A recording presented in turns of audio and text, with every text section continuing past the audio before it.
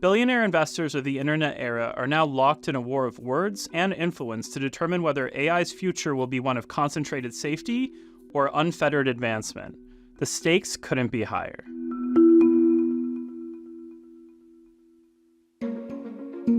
This debate is about how those tools will be applied moving forward in society.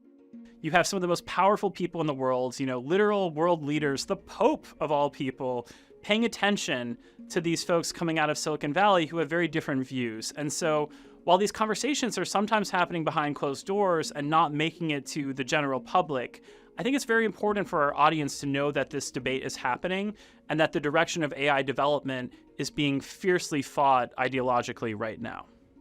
I see AI as a really, really powerful tool that will enable a set of things that otherwise we wouldn't think of it as plausible.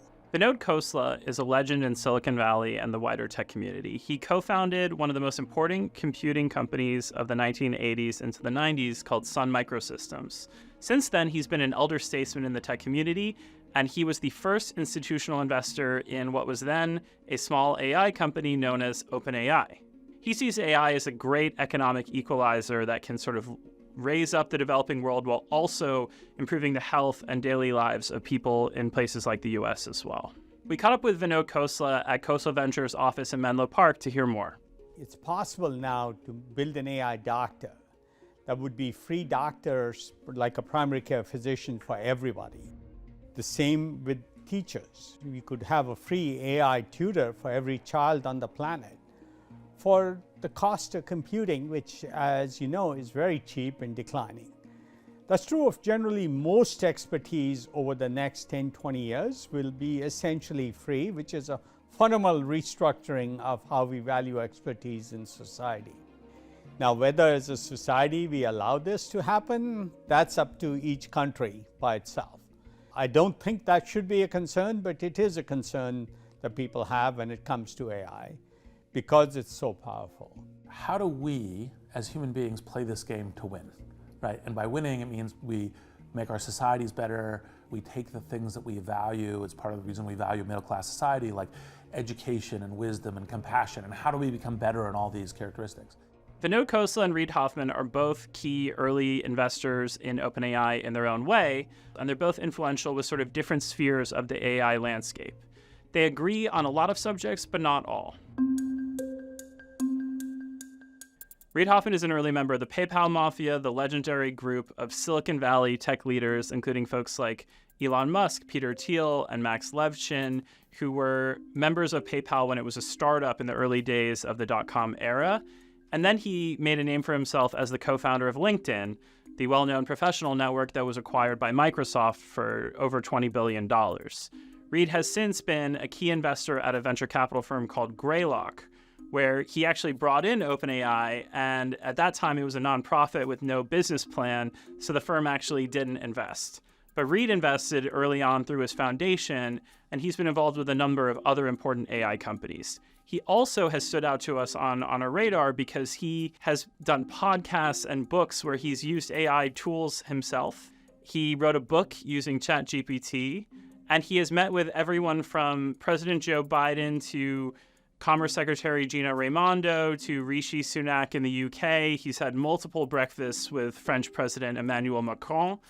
If one could say, I'm spending 110% of my time on AI, that would be somewhat accurate, just because the question around what does it mean for us, not just as investors, because we have this enormous focus on this at Greylock, but also from society impact. What does it mean for the future of work? What does it mean for how individuals navigate their lives? And it's something that I started a number of years ago when I had the fortune to be part of the founding team for OpenAI for how that was going to pull together.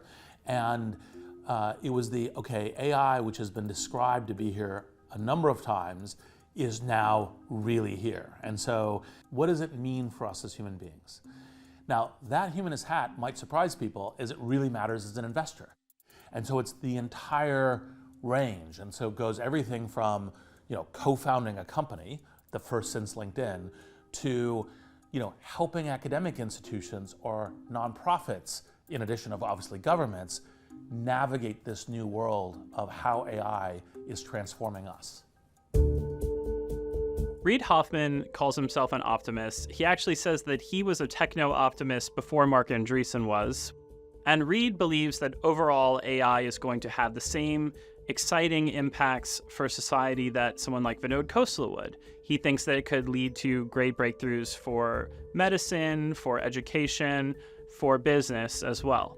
But Reid compares AI to an automobile that you are driving from Los Angeles to San Francisco.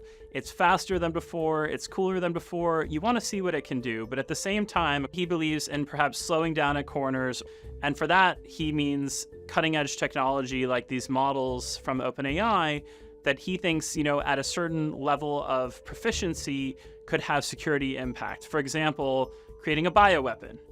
Hoffman says for a lot of things, if they're relatively harmless use cases, you can put the genie back in the bottle. But if a model somehow allowed you to become a bioweapons expert and 100 million people got access to it, it would be very hard to put that genie back in the bottle. On the flip side, there's Marc Andreessen, the co-founder of Netscape, and Andreessen Horowitz, an influential venture capital firm. Marc believes that open source is the way to go. Andreessen believes that the market itself can sort of dictate what is safe, what is allowable here. You don't need new regulation and new rules, especially at the level of these models themselves, to keep people safe, keep progress moving. In fact, Marc even wrote in an essay that anyone who tries to slow down AI development is basically murdering people because it is slowing down the life-saving potential of AI. It's important to note that almost everyone we talk to about AI, including all these Midas-list investors, consider themselves optimists in some way about AI. Where they start to disagree is about how powerful these tools are, how dangerous they could be, and what kind of regulation or guardrails should be placed on them.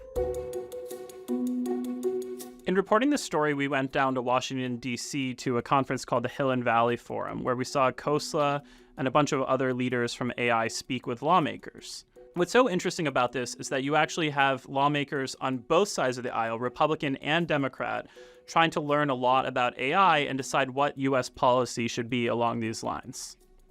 Perhaps the biggest nightmare is the looming new industrial revolution, the displacement of millions of workers. Interesting. Should we have a license required for these tools? We're going to have all kinds of misinformation. What kind of an innovation is it going to be? Are you considering protections for content generators and creators? So there's clearly implications of AI in national security, whether it's surveillance through TikTok or through Hawaii telecommunications equipment, or just cyber warfare. Also things like drones weaponized by AI. So there's clearly a very large risk and race there. Even larger than that is the social impact of a race. If China wins the race, then they will get to convey economic benefits to many other parts of the world. That's why I think this race with China is so important. And we should be acknowledging it's a race and not trusting the process and not relying on things like treaties, etc. If you're in a probability increasing of, I'll use the shorthand, a Terminator universe, you want to know that that's a probability increasing and you want to be doing things to decrease that probability. The thing of where it just accidentally happens, a la, the Terminator movie, is I think highly implausible. The mistake, I think, of this dialogue is that it's the robots are coming rather than the humans are coming with the robots. Like, just as AI is a human amplifier of good people, it's also an amplifier of bad people. And so you have to have that navigation for how do we help as many good people, doctors, other things, and as few bad people, terrorists, rogue states, criminals. That's part of the reason why engaging in the conversations with, the AI doomers is useful, because you're finding what would be the thing we'd be looking for if your science fiction example suddenly increased from low probability science fiction to something growing, and then how would we navigate that? Because again, I think we could navigate it. I'm sympathetic with the concern and not sympathetic with the process and the tools. So Vinod believes that AI should be able to be developed largely ad hoc and freely, except with certain advanced models that should be regulated by the government. And he says that at the sort of cutting edge, what he calls frontier models, AI should be regulated and perhaps controlled so that you don't have these models getting shared into potential enemies of the US, such as China, North Korea, Iran. Reid Hoffman believes that these models should be protected and regulated so that you don't accidentally create the next COVID-19 or some sort of bioweapon that would affect millions of people. He sees these models as just becoming so frickin' powerful that we can't keep up with controlling them after we've released them. To hear the other point of view, we caught up with Bill Gurley, a former Midas lister who now lives in Texas. It's remarkably interesting that the biggest doomers are the ones that have the biggest financial stakes and the biggest foundational model. Like if you were coming to me and saying, here's a panel of 15 academics who've got nothing in this, who all think this is what should happen, then it'd be a different conversation. But you have people, this is, Vinod will tell you, he's the earliest, largest investor in OpenAI. Once again, that's a pretty ironic name, as Elon has pointed out. But he's also, Vinod also it plays this card, which I really dislike, which is this vilification of China. The entrepreneurs in China are remarkable and very talented. And it's not as rocket science as you want to believe. There's already enough information out there for them to have their own open source models. And so if you pull up and say there's no open source here and you leave open source there, guess where it's going to be the most innovative, where you're going to have the most entrepreneurs, where you're going to have the most innovation? It's going to be over there. And we're going to have created this muddy, wasteland where entrepreneurs can't move around. The thing I would ask these people is, why do they have confidence that Washington would be good at regulating something this nascent? Like, why would they be effective? Like, the only rules that they want are the ones that they wrote. These models have been out there for a couple of years, and we haven't had massive, crimes. There's incidents, but there's incidents with every new technology that's come along. Crimes are still crimes. If I defraud you with AI, it's still illegal as it would have been if I'd have done it with a phishing scam before AI. And so why do we need new laws? Why do we need new agencies? Let's just use the laws that are on the book. One thing that I really picked up on reporting this story was that folks like Bill Gurley and Martin Casado felt a huge sense of urgency. This is the time to be talking about this stuff, according to them, which is kind of interesting because a lot of people agree that these AI tools are super early. We are seeing right now that Google's AI tools are, telling people to put glue on pizza. We're seeing OpenAI have all sorts of issues with its tools as well. This is an early technology with a lot of bumps, and outside the tech world, plenty of people think that these AI tools aren't that useful at all. So if it's such early days, why is it so important that we be having this debate right now? And a lot of the people we spoke to basically feel like this is the moment that we kind of dictate the conversation, that the tone that will affect the next few years is being set right now. We are going to have policies here. Some of the policies may just be kind of clarifications or extensions of current policies. Some of the policies will be new policies. We're creating this revolutionary technology, not surprisingly, that will require some new thinking, some new balances of what balances between, citizens' interests and consumers' interests and, kind of industry interest and government interest, and how do you bring all those together? And that's part of what policy does, is to say, let's make sure that these are shaped in good ways. But I think it's very early, and anybody who thinks they know the right policy shape right now is either deluding themselves or deluding you. And so we have to learn it together, and that's the really important part. Regulation is the friend of the incumbent. It's not time for the government to start picking winners. And one thing that your readers should be aware of is even Reid and Vinod are spending a ton of time in Washington, and they've put money in super PACs. I've spent 25 years in this business and not had to go kowtow to Washington to go placate different senators and congressmen. And I think it'd just be a horrible step for the venture industry for this to be the first move when any new wave comes along, is for people to run and become friends with the government and try and lock in their winners. I think that's just a horrible precedent. There'll be some refinement of policy and implementation of these laws, maybe some new legislation over time, but currently I think they're sufficient. That doesn't say we won't have litigation. We will have litigation because people have different points of view, but I do think we don't fundamentally need to restructure what needs to be done. There's a very optimistic future that's possible.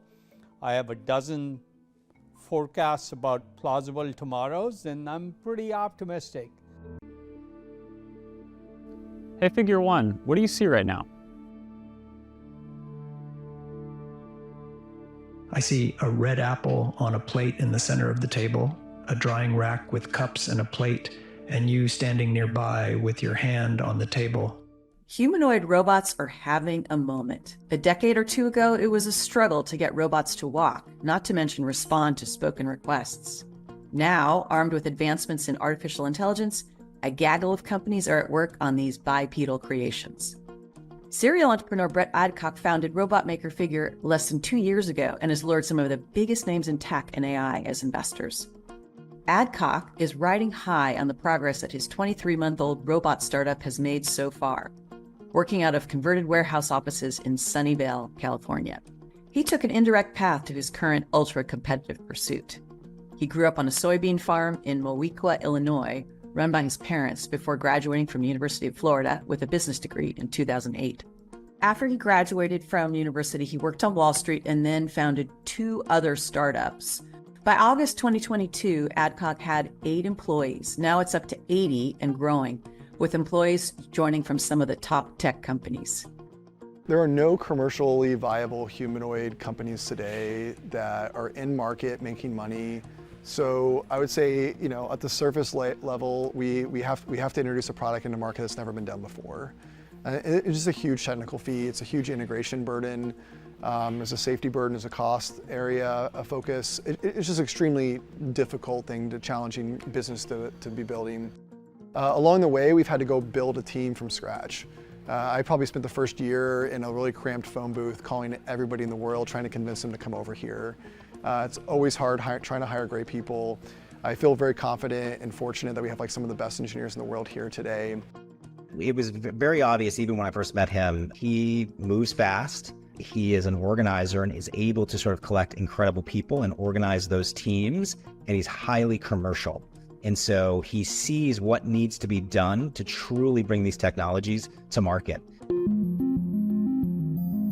In the past, robots have taken years to design and build, but Figure is all about speed. At Figure, we believe getting to market faster is super healthy. From an engineering perspective, we have basically an iterative design approach to engineering, which means we spend less time on research and development and analyzing things. We spend more time on just building and testing products. Very quickly became obvious to us that this was like backing Ford in 1903, where it's very rare to have a new technology that has no incumbents and is unregulated.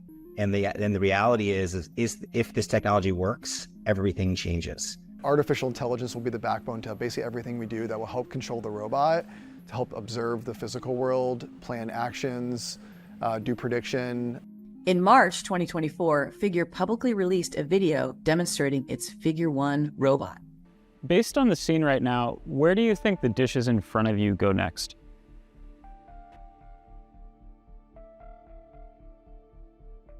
The dishes on the table, like that plate and cup, are likely to go into the drying rack next. Great, can you put them there? Of course.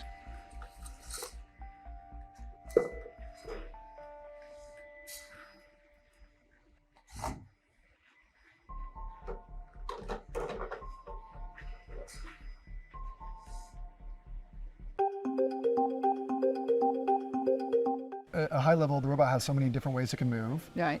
Sitting there writing code for every single thing it needs to do, like make coffee or do work in manufacturing. That would take forever, right? Forever. It's impossible to do. So we need a better way of doing that. We think that way is through AI training. So we have a whole AI team that works on how we train the robot to do useful work all day long in these unstructured environments. Mm-hmm. Figure has a 3D printer on site, and it makes things like printed circuit boards and improvements to the motors called actuators. Here we are designing new generations of electric motors. These motors are used all throughout the robot to make it move around. There's an electric motor in here, very similar to what you'd have in an electric car. And then we have extra sensors and other things in here that you might not see, that we also design here in-house. Naturally, I think a lot of people are still hesitant about the evolution of robots, especially humanoids. The interesting thing here is our robot looks like a human, so if we can gather human-like data for humans doing demonstrations of things, and if we can train our robot to do it, that's like the holy grail for us. Robots interacting with humans is like fundamental to our business. Like if we can't have robots interacting with humans every single day, it's going to be very limiting for a humanoid. We really need them to be able to talk to the robots as probably the main default user interface. We need to be able to interact next to them safely. We need to have the robots also safely integrated into a home, so we don't want them falling over, damaging things, hurting people. So safety is like core to our mission of being able to work next to humans every single day. And of course, there's a fear that robots will take jobs away from humans. It's very easy to run into concerns around a dystopian future of what a humanoid will be. But again, after our work, it just became obvious of how large the need is for these with the labor gap that's happening, not just in the US, but globally, where there's a few million jobs that humans don't want or they're not showing up to day to day. And it's very low hanging fruit to have a couple million of these robots out there doing jobs that we don't want to do. If you walk into like a manufacturing or warehouse plant today, they're losing 50 to 150% turnover every single year. People just don't want to do these jobs where they walk 10 miles a day or they grab 50 items an hour, or they're next to things that are, getting spot welded and it's very unsafe. And we have 10 million jobs that are open in the US and nobody wants. And we also having a collapse in the amount of workers in the workforce. So there's this huge labor crisis that's going on that's really not well reported. And we want to go in and help solve that. So I think it's going to be quite a long time before we're ever really taking people's jobs in a significant way. I think what we're really seeing is a labor crisis that we can go in and help with that void.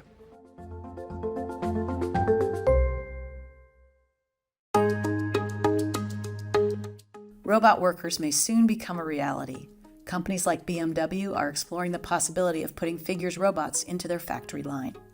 We've chosen to work with groups like BMW that are aligned with us on getting robots into market quicker and then scaling out as fast as we can. We hope to launch over the next 12 to 24 months in Spartanburg, South Carolina, which is their largest plant globally in terms of production volume. A lot of the work we're doing with them is revolved around work in the body shop with manufacturing, moving sheet metal, work in the warehouse logistics, moving bins and boxes and other type of tasks. There's thousands of those type of tasks that need to be automated at those facilities. We hope over the next 12 to 24 months, we're starting to have real robots in real facilities at our clients. This is one of these areas where like a lot of the folks here, myself, we've been dreaming about this for a long time, since I was a kid. Having a chance to come in here every day and work on a humanoid robot and actually integrate into the real world we're just super fortunate to be here, and we're working as hard as possible. A lot has to happen before humanoid robots are an everyday thing at even factories around the country. One of them is figuring out the power issue. Figure's lithium-ion batteries last just 2 hours right now. And right now, their version of the robot still has a black cord dragging behind it that connects to a computer. The next version of its robot will carry its own computer and be cordless, I'm told. Can robots learn everything they need to do? That may take some time. I think once we start seeing robots in the real world doing everyday tasks, helping humans, doing real work every single day, it'll feel like 30 years of the future, 50 years of the future is pulled forward. It'll be pretty magical. A year and a half after ChatGPT burst onto the scene, the AI gold rush is in full swing. Artificial intelligence has become dinner table talk and turned OpenAI CEO Sam Altman into nearly a household name. Both new and old tech companies have seen their share prices skyrocket, making the world's tech tycoons even richer and pushing more than a dozen new AI billionaires onto Forbes' World's Billionaires list. Jensen Huang, CEO and co-founder of Nvidia, is the poster child for all of this. Nvidia's stock price shot up nearly 300% over the past year, landing Huang among the world's 20 richest people for the first time. Privately owned AI companies have taken off too. Last year, AI-centric startups raised nearly $43 billion in funding, amid a slower year for venture investments generally. OpenAI is the biggest of them, worth some $80 billion plus after a reported $10 billion investment from Microsoft in January 2023. Though its CEO Altman has no equity in the company, Forbes estimates he's a billionaire due to his network of venture investments. A significant amount of the private company funding has come from the legacy tech giants like Microsoft, Amazon, and Alphabet, who are hoping to win what has become an AI arms race. For now, there's no telling if or when the AI bubble may burst and funding may dry up, but it's starting to show some cracks. Here are the top 5 billionaires whose companies are tied to AI and who made Forbes' billionaire rankings for the first time this year. Coming in at number 5 is Lisa Su. Shares of Advanced Micro Devices have soared more than 60-fold since Su took the reins in 2014 and turned the struggling semiconductor firm into an AI darling. The daughter of a mathematician and bookkeeper turned entrepreneur, Su was born in Taiwan and immigrated to New York City at age 3. She studied electrical engineering at MIT because it seemed to be the most difficult major. Number 4, Brett Adcock. Figure, which Adcock founded in 2022, is working to bring an AI-powered, general-purpose humanoid to life and insert the robots into the labor force. In February, the company raised $675 million from heavyweight investors including Jeff Bezos, Microsoft, Nvidia, and OpenAI, at a $2.6 billion valuation. Adcock, 37, owns an estimated 50%. Number 3, Shunsaku Sagami. The 33-year-old's M&A Research Institute plays matchmaker for sellers of small to medium-sized businesses. It uses AI to find potential buyers for these outfits, which are often owned by older people grappling with succession. Sagami's firm was listed in Tokyo in 2022. Number 2, Kwok Dong Shin. Shin runs Hanmi Semiconductor, which his father founded in 1980. Hanmi manufactures equipment used in semiconductor packaging, one of the final stages of chip production. Among its key customers, Samsung Electronics and SK Hynix. Business is booming thanks to the AI craze, with shares up more than 560% over the past year. And at number 1 is Charles Liang. Liang founded IT infrastructure firm Super Microcomputer in 1993. Its servers and storage systems are now in hot demand among AI and cloud computing firms. Revenues hit a record $7 billion in fiscal year 2023. The stock is up more than 1,100% over the past 12 months, outperforming even its own chip-making partners, such as Nvidia, Intel, and AMD.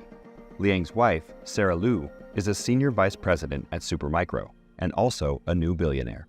It's called the last mile for machine learning. You can call it AI squared, it's the name of the company. You can consider it the final connector, or maybe even a truck that makes your deliveries, or a washing machine. We'll explain it all with the CEO right now at the NASDAQ market site.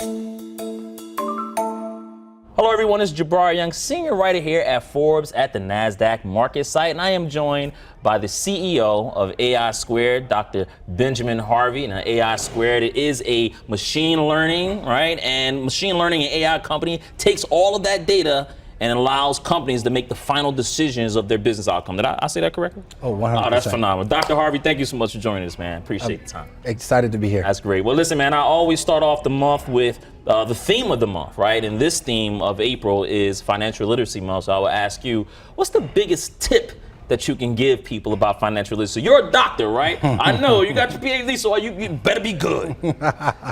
Awesome.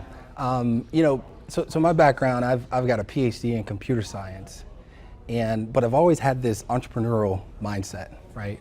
And one of the biggest challenges from going from a technical role inside of large enterprise organizations to being able to understand how to, for me, take a technology and understand go-to-market strategies across different organizations, understanding customer segments. So it's like business 101. Yeah. Right? Yeah. But unfortunately, with a technical degree, many academic institutions don't really push the aspect of understanding the business side of technology. Mm-hmm. So really, when I think about for the younger generation and next generation of entrepreneurs that are out there, it's really important as you think about the explosion of AI to focus on the core technology. But also, if you have any entrepreneurial bone in your body, it's super important to also understand the business aspects, the financial aspects and motivations of organizations as you go to, transition from, a core technical role to more of a, owner of a business and really driving business outcomes. Yeah. Would you say, if that tip you can give, would it be, maybe, learning profit loss sheets or anything in financial literacy? What would be the biggest tip in one sentence? What's the biggest tip? Yeah. I mean, one of the things our investors really focus on are, P&Ls. P&Ls. Right? Really being able to understand, that balance statement from end to end, and really being able to create pro forma projections that can help you understand, how you need to posture your business for ultimate success in the future. Yeah, now I gotta go back home and read all my business books, man, because I didn't focus too much on the profit loss. Now I was testing you there to see what you're gonna say. Hey man, listen, thank you so much again for joining us, and you're kind of coming up here on a Forbes exclusive in a way, right? You guys are just coming off of your Series A fundraise, a $13.8 million raise, and is featuring investors including TIAA CEO Roger Ferguson, along with New Enterprise Associates and Answer Capital, New York-based venture firm here. 13.8 million Series A, total 20 million. You had a 6 million seed round in 2021, if I'm not mistaken. Take me inside of this 13.8 million Series A and what AI Squared is going to do in the AI space with this money. Yeah. Just to start off with a little bit of the journey, kind of where we are now in the movie and how we're going to leverage the resources to really drive us to, that next unicorn. Yeah. So really, the impetus of how we came into fruition was really some work that started at the National Security Agency. Mm-hmm. Where you worked. Yep, yeah. Exactly. So I was the Chief of Operations Data Science, and I was also the Head of Data Science for the Edward Snowden leaks. And in those positions, what we saw is that 90% of AI and machine learning technologies never made it into a mission production application, right? So when you think about, there are thousands of data scientists that are actually building world-class artificial intelligence and machine learning capabilities and technologies, but when you think about, are they actually coming to life for the business and in the federal government for mission operations? So, we really set on a journey to solve that problem so that we can really get those AI and machine learning technologies out of that experimental sandbox and into the hands of the people in the business, as well as from a mission operation perspective, the analysts and the military warfighter, which are the individuals that ultimately needed those insights the most to, in many situations, help save lives. So, really, where AI Squared is right now, we've been able to do, amazing work where we're solving what we identify as this last mile of AI problem in Fortune 500 financial services organizations. We're working with, great cybersecurity organizations like Rapid7. We're also working with, great organizations like Johns Hopkins Applied Physics Lab. We're also working, across, the CPG landscape with Coca-Cola Florida. Yeah. And it doesn't stop there. We've also been able to amass many federal contracts, from the NSA to the NGA to the National Geospatial Intelligence Agency, NSA, National Security Agency, all the way through to in the Department of Defense, including the Navy as well as the Air Force. So really at this point, it's about how can we take those use cases in these different customer segments and really drive some repeatability in the market. Yeah. So that we can see the ultimate, full commercialization potential of the actual technology. So that includes things like, how can we, expand the product teams? How can we, really build a go-to-market motion, right? When, historically, it was founder-led sales, but now we want to really be able to bring in a CRO, build out a sales team across commercial, strategic, and enterprise reps, and be able to take those use cases in consumer packaged goods, health and life sciences, cybersecurity, and really push to see the extent of the agnostic capability that we've built in this last mile platform to really drive business across different customer segments. Yeah. Now you tell me something. I had my head was spinning. Not now, right? Not now. It's still spinning. Not now. But when me and you first spoke, right, about a week ago, you called me up and we were going through this.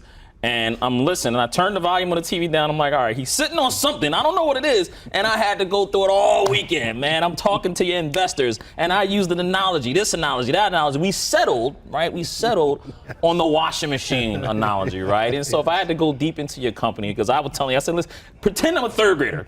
How would you tell me what this company is? And we landed on the washing machine now. So you go, you take all this AI data, you take the machine learning, you take the learnings, the yeses from the algorithms, you put it all in a washing machine, right? And your investor, I love what he said over at NEA. He said, well, it's not only it's an ultimate superior washing machine, because after you do this, after you wash that data again, the data that we're getting, right, that washing machine then dries it, then it folds the clothes for you, and it stacks it up nice and neat. Whereas the process where we are right now is that companies are washing this data and leaving it on the floor after they wash it, right? There's nothing to do with, and this is where the last mile problem, right? Trying to understand how do we get products, new software, new tech in the hands of our customers and employees. And AI Squared says, hey, we've solved this issue. It's almost like the final connector portion of it, right? Getting the piece of delivery to your house via the truck. I tell people, if you want to be rich, own a trucking company. You can buy nothing without a truck getting it to wherever it needs to get to.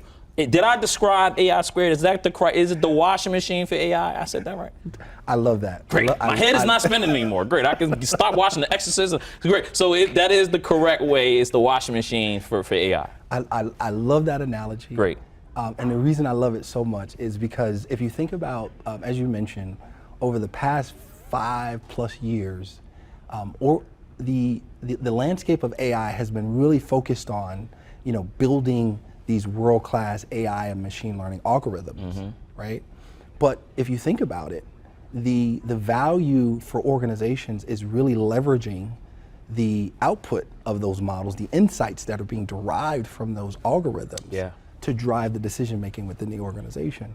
So in order to be able to derive insights, you first need data within the organization, right? But not just data from one place, you need data from multiple places. So the pieces of clothing could come from different parts of the house, right? And in our perspective, the enterprise organization. And we have to be able to reach out to those different places where the data lives, put it inside of this washing machine with the algorithms, and then we're pushing out the insights. But as you mentioned, right, we're just not providing the insights to the end user or to the customer. We are actually, when you think about the contextualization that's associated with making actionable decisions. We're, providing it in a timely fashion. We're providing it where, you have additional, visualizations to really help guide you in making the right decision. So the analogy is perfect because we start with multiple sources of information, multiple models. We condense it down as we're churning and pulling out the insights, and we deliver those directly to that customer. Absolutely. Listen, as you enter from growth stage, right, or from venture stage to growth stage, not profitable yet, hope to be there one day soon. What's the biggest positive surprise, right? Because now you're the CEO of a company, get into your background a little bit, because it's quite impressive. But what's the biggest positive surprise that you've had and that you've learned running AI Squared as CEO? Yeah.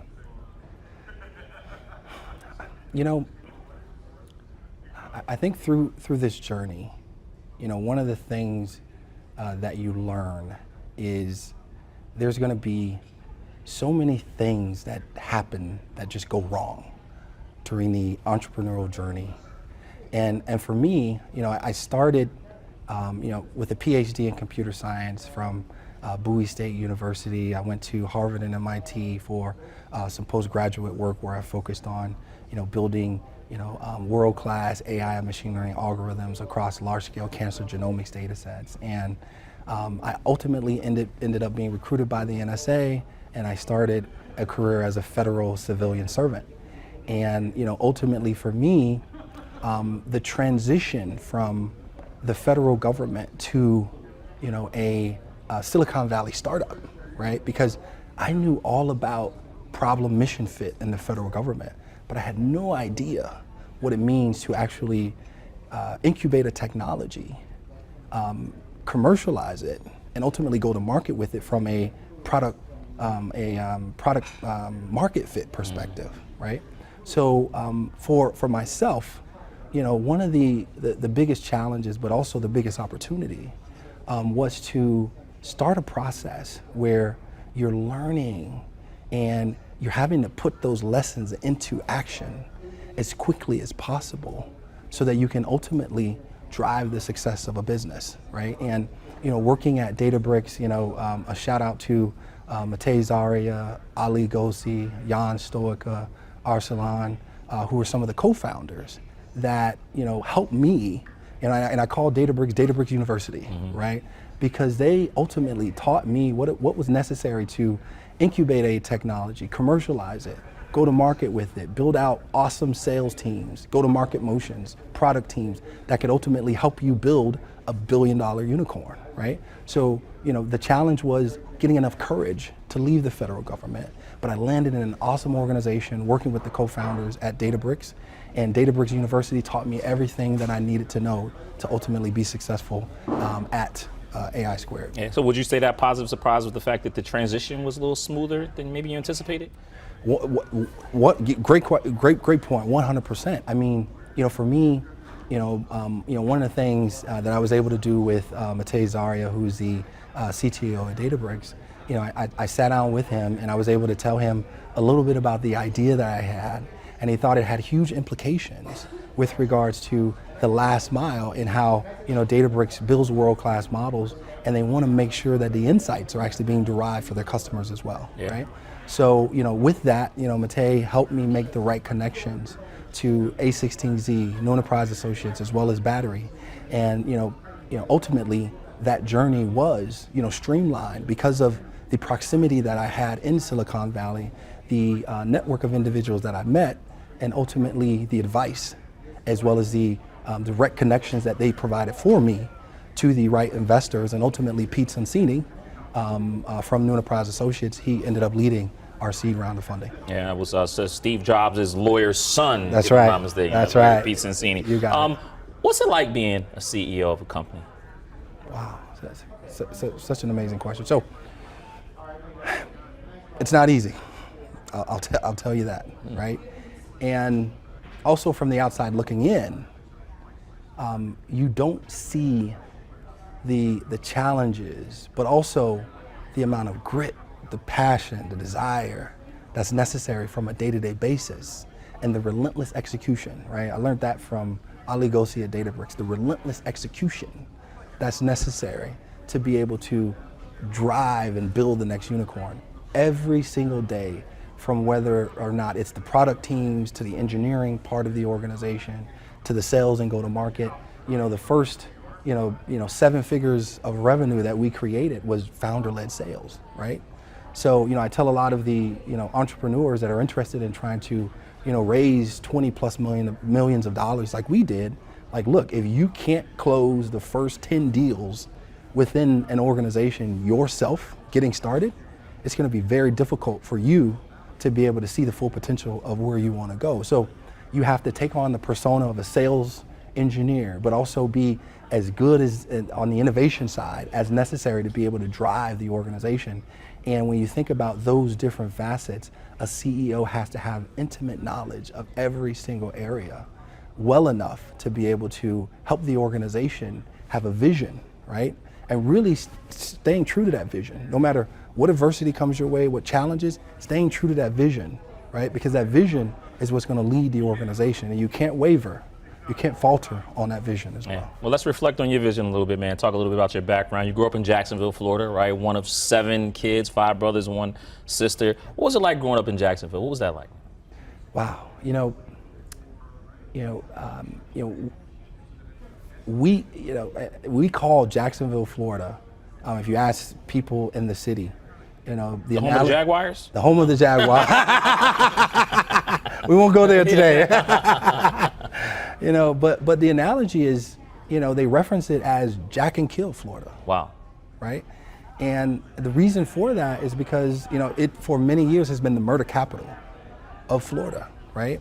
So when you think about my background, I come from a socioeconomically disadvantaged background, where, I can remember one tax season, my parents did taxes and, they made $13,000 in a year, right? But all of those challenges, built the character that I have today, which ultimately, helps you have the compassion and the empathy as a CEO, right? That's necessary for you to build a great company. Yeah. As a kid sitting there, I know you said your dad used to work at AT&T, if I'm not mistaken, and he used to bring home these computers. He used to sit there and fix them and, just get immersed in that world. But I say, even as a child, you did that. You had to watch cartoons, right? What was your favorite cartoon as a kid? Inspector Gadget? What was Inspector Gadget? Putting together devices? I'd say, unfortunately, I didn't watch a lot of TV. Wow. Right, as a child. But when I did, one of the things that I really liked, I really liked, Sonic the Hedgehog. Sonic the Hedgehog. Why Sonic? What stood out about Sonic? Sonic was really cool for me because of the speed and the pace that he would run at in order to get things done. Yeah. Right? And, for myself, I take on that, that element of, drive. You can ask any of the employees in my organization, right, who the hardest working individual is, and they're going to say, Dr. Harvey does not sleep, right? And the reason that, I take on that aspect is because the team and the organization, right, they feed off of the energy, right, of the CEO. And I try to make sure that they understand the passion that I have, the grit, the will, the desire, and really, that those attributes, are the same attributes that I used to see as a young kid watching Sonic the Hedgehog as well. Wow. 2009, man, you go really fast, right fast. Mississippi Valley State University, you graduated from there, right? You went on a football scholarship, Jerry Rice, his alma mater, played football and basketball. Yep. No NFL, no NBA, why not? That is another level with regards to, how good of a player that you have to be to cross that chasm. So, I was better at basketball than I was at football, but as a 6'1" cornerback versus a 6'1" point guard, you have a better shot at making it to the league, right, to the NBA or the NFL, specifically the NFL, as a 6'1" cornerback, right? Yeah.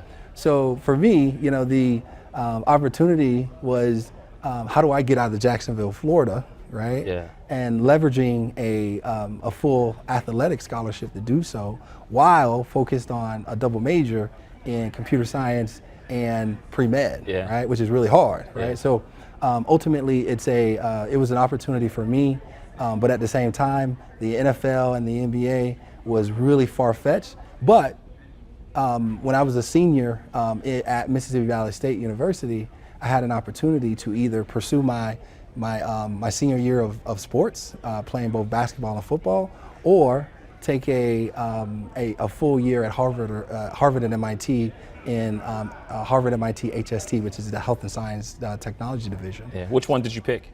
Ultimately, even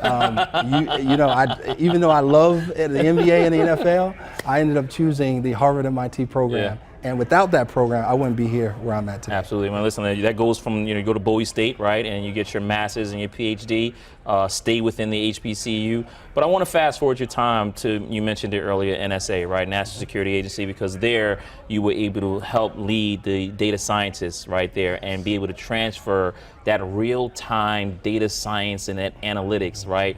And you saw that lapse between getting that information to your brothers, who are two military personnel. One is a captain, one is a major, right? So you're seeing firsthand behind the scenes in the NSA about that lapse in information, which is where AI Squared was kind of conceptualized. Where are you, right? Are you sitting at home listening to Sade, drinking wine? Like, where's going through your head that makes you say, hey, I can come up with a company that can solve this? It really goes back to the point that when I was at the National Security Agency, as a chief of operations data science. So I ran data science for the entire operations directorate. It takes a lot of passion in order to think that you could come up with just an idea and ultimately make it come to life and create a technology that's dual purpose in a way that could serve ultimately industry and the federal government. But the passion that I had behind solving that problem was because of Jeremiah Harvey and Joseph Harvey, which are my two brothers, that were deployed to Southwest Asia and the Middle East. And ultimately, as the chief of operations data science, it was so important for me to try to figure out how could we accelerate and simplify how these AI and machine learning algorithm insights are actually being utilized by the intelligence community analysts and the military warfighter in the field, right? And if you think about my brothers, the insights that we could potentially gather could directly provide them with the information necessary to save lives. Yeah. So understanding that problem and understanding how 90% of what the data scientists were building in the organization never made it into a mission production application, ultimately was sitting on a shelf, is when I made the decision to say, hey, not only am I going to build a small prototype inside of the organization that could solve the temporary, but I'm also going to create a company that could ultimately solve the larger problem for enterprise organizations as well as federal enterprise organizations. And ultimately, one of the cool things is AI Squared currently has a cooperative research and development agreement back with the National Security Agency where we're scaling out to multiple use cases within that organization. Yeah, I was talking to one of your investors, over at Answer Capital, and he's telling me, he's like, it's almost like they've solved the problem that Pharmaceutical solved a long time ago, right? Imagine making all of these pharmaceutical drugs, these amazing drugs, and having no way to deploy them or distribute them, right? This is what AI Squared is doing with all of that information. But, your dark period was one I think would probably stand out amongst entrepreneurs because we were talking, you take out a $20,000 credit card, right? You beg your wife to tap into that $500,000 retirement account, right? So that way you can build the prototype and then fund AI Squared. And then you get tapped out, right? And you have to go and you have to reinvent yourself from a mentality standpoint, because when you're running out of money and you got people that's supporting you and they're relying on you and you got this idea, things can get rough, man. What did you learn about yourself in that dark period? Wow, entrepreneurs call it the valley of the shadow of death, right? And that's when, for AI Squared as an organization, it was before the venture capital funding. Yeah. And it was, how can we showcase that we have some traction and showcase that we can bring in some early revenue to actually even get the first dollars of venture capital, right, or venture funding. And during that process, as you mentioned, the credit cards, and shout out to the wife, the retirement that I cashed out to ultimately support the early developers inside the organization.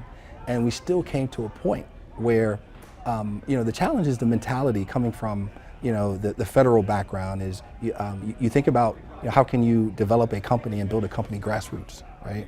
So the mentality change was when we hit the valley of the shadow of death, where we ran out of cash, no more runway, we hit our cash out date, and you're starting to have conversations with different employees about hey, we may only be able to go the next couple of months before we have to hang it up.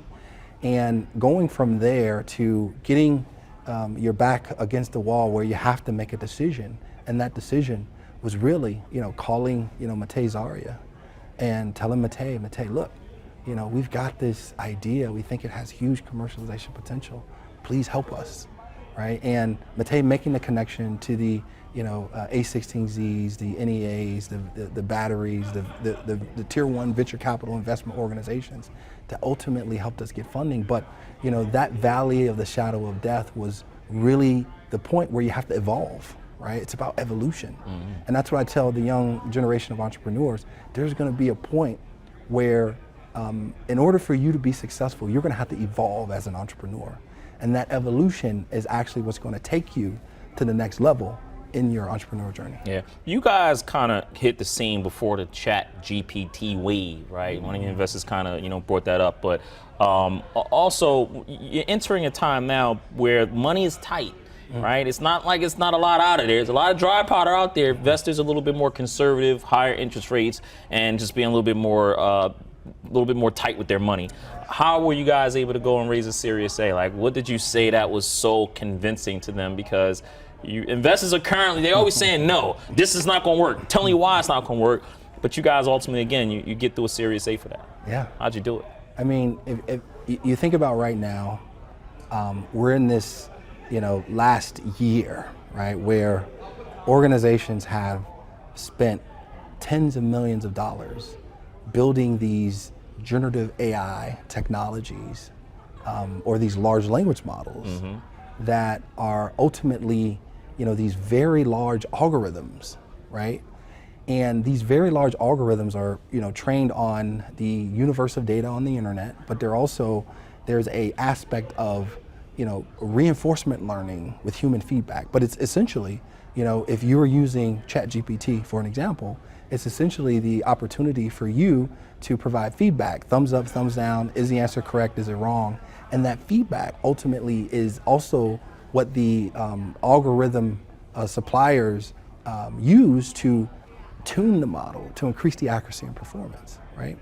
So there was really a couple things on the AI squared side that we were doing, right? It's really about, now that you have these very powerful generative AI large language models from these different algorithm providers, how do you first, when you think about the gold rush, it was the picks, the axes, and the shovels, right?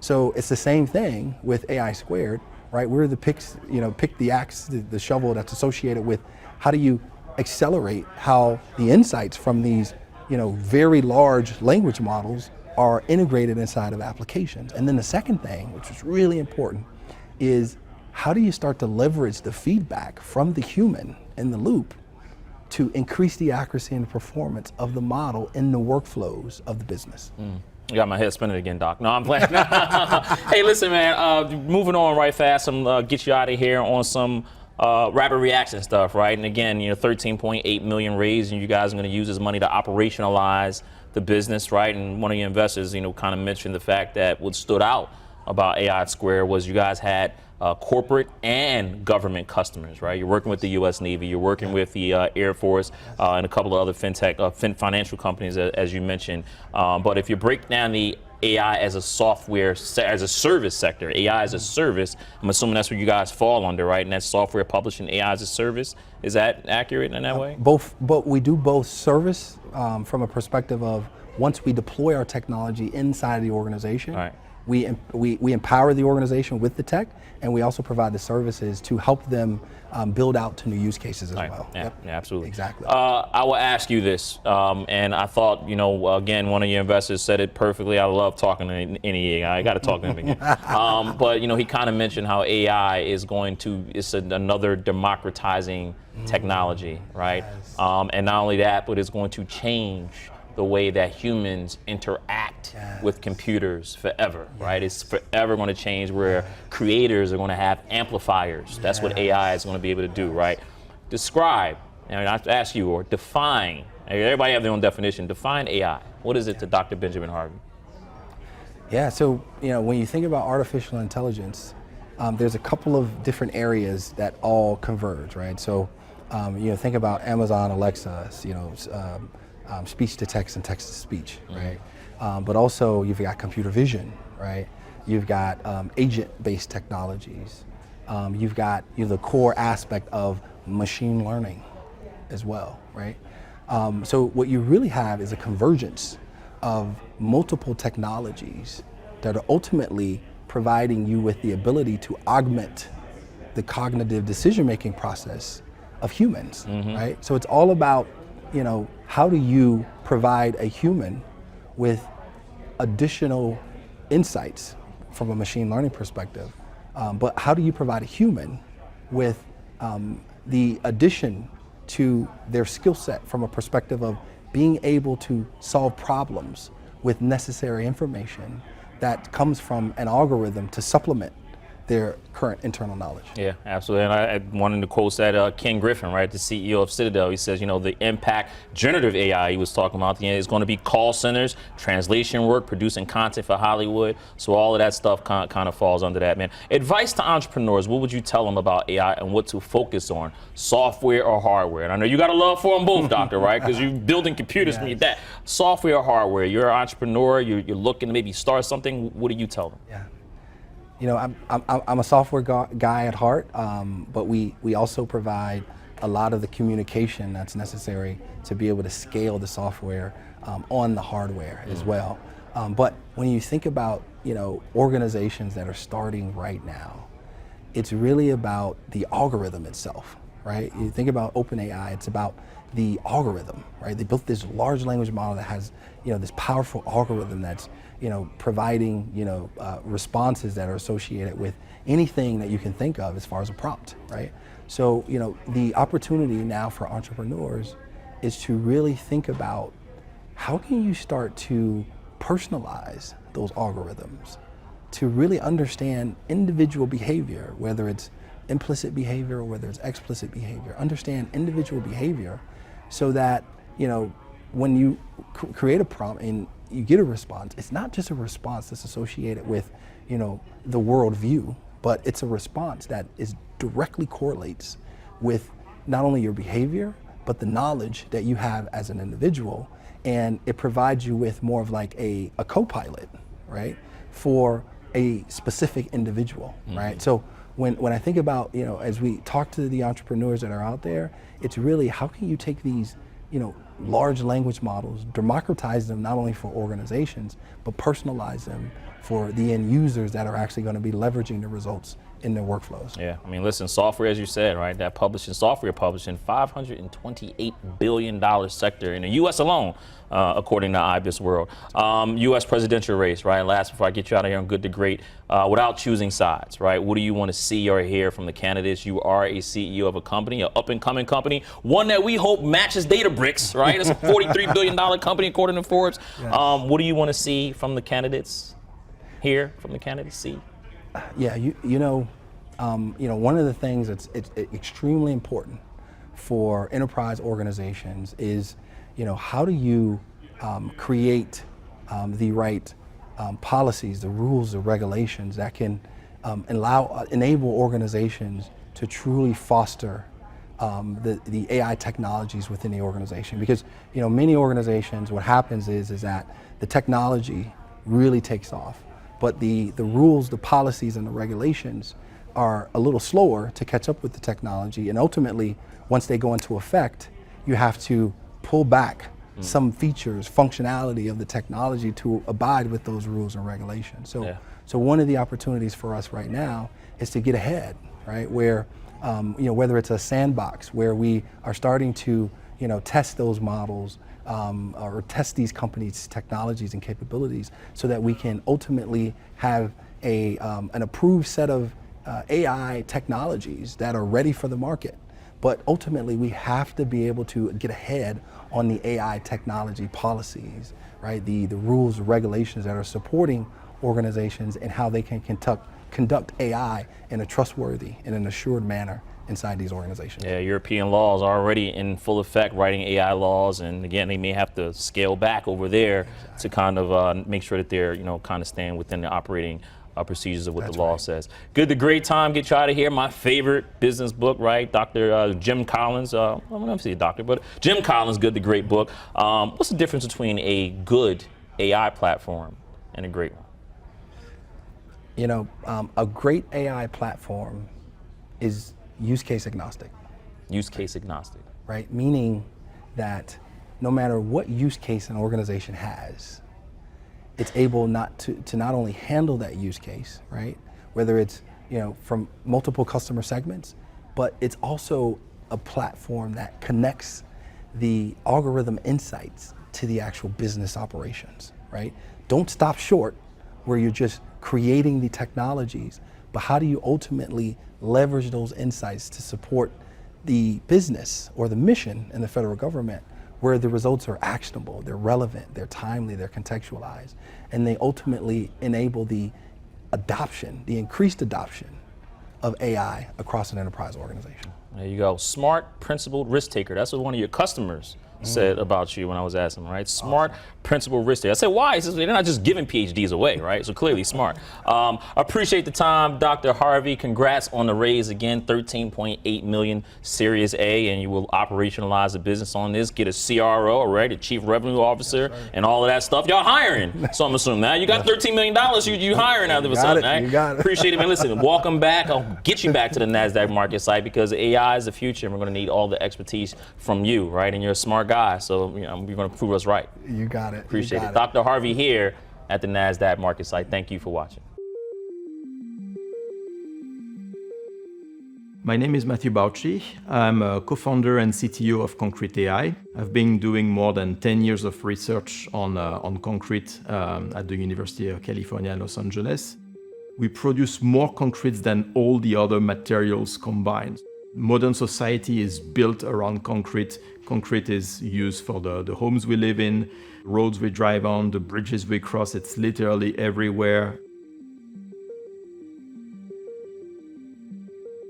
But the concrete industry is really facing immense pressure now. The first aspect is that due to rising material costs, the profitability of concrete producers is decreasing. Margins are already in single digits, and so that puts concrete producers under immense pressure to remain profitable.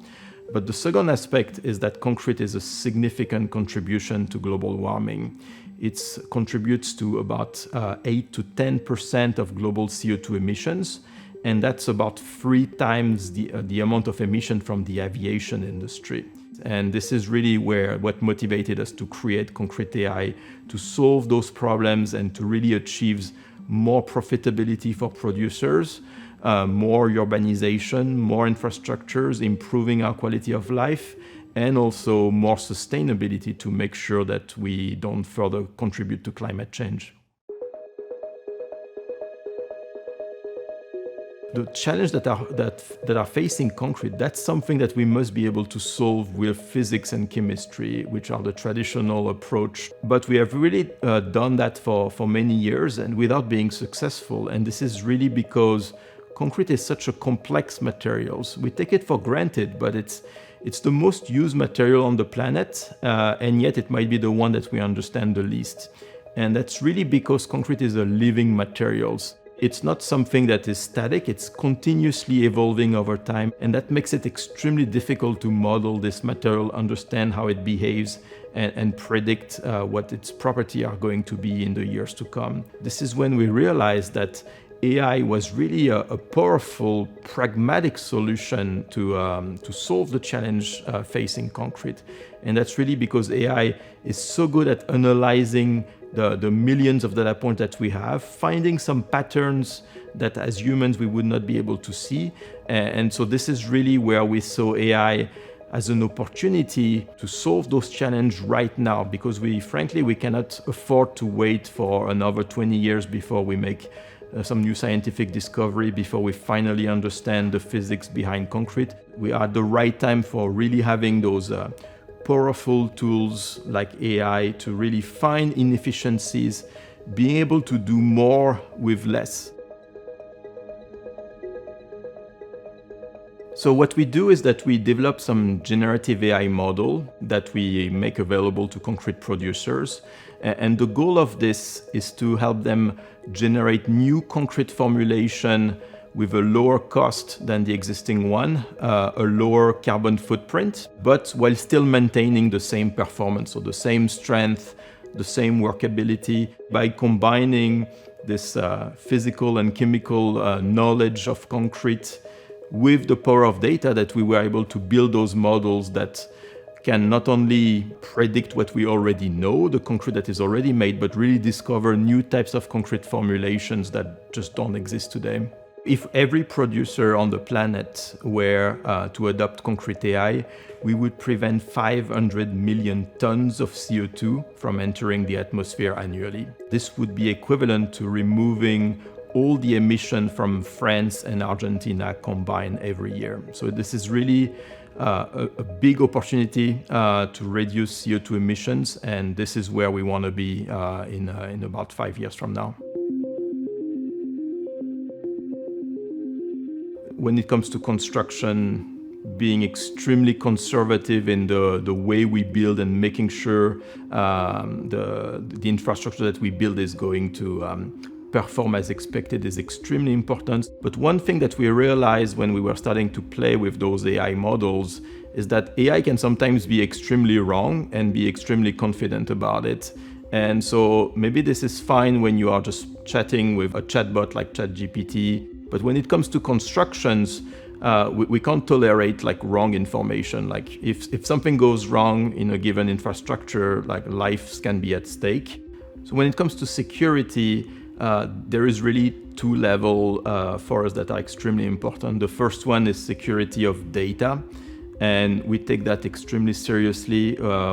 The data of the concrete producer we work with is extremely sensitive, so we use state-of-the-art approach to protect it, make sure it's fully siloed, fully protected, and fully isolated from each other so that there is no risk of data breach.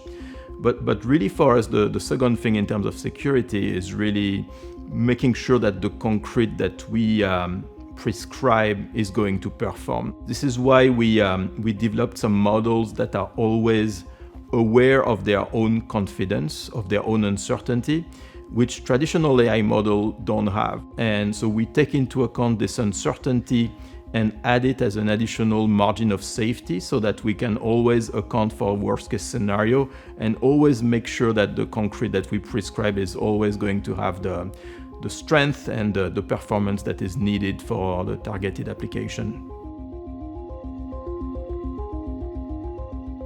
AI is extremely powerful. It can really change society. It can really change humans' life, but it can be used for good or bad things. We need AI to make people smarter and really assist them and focus on more creative aspects of their work. We don't need to use AI to replace human intelligence.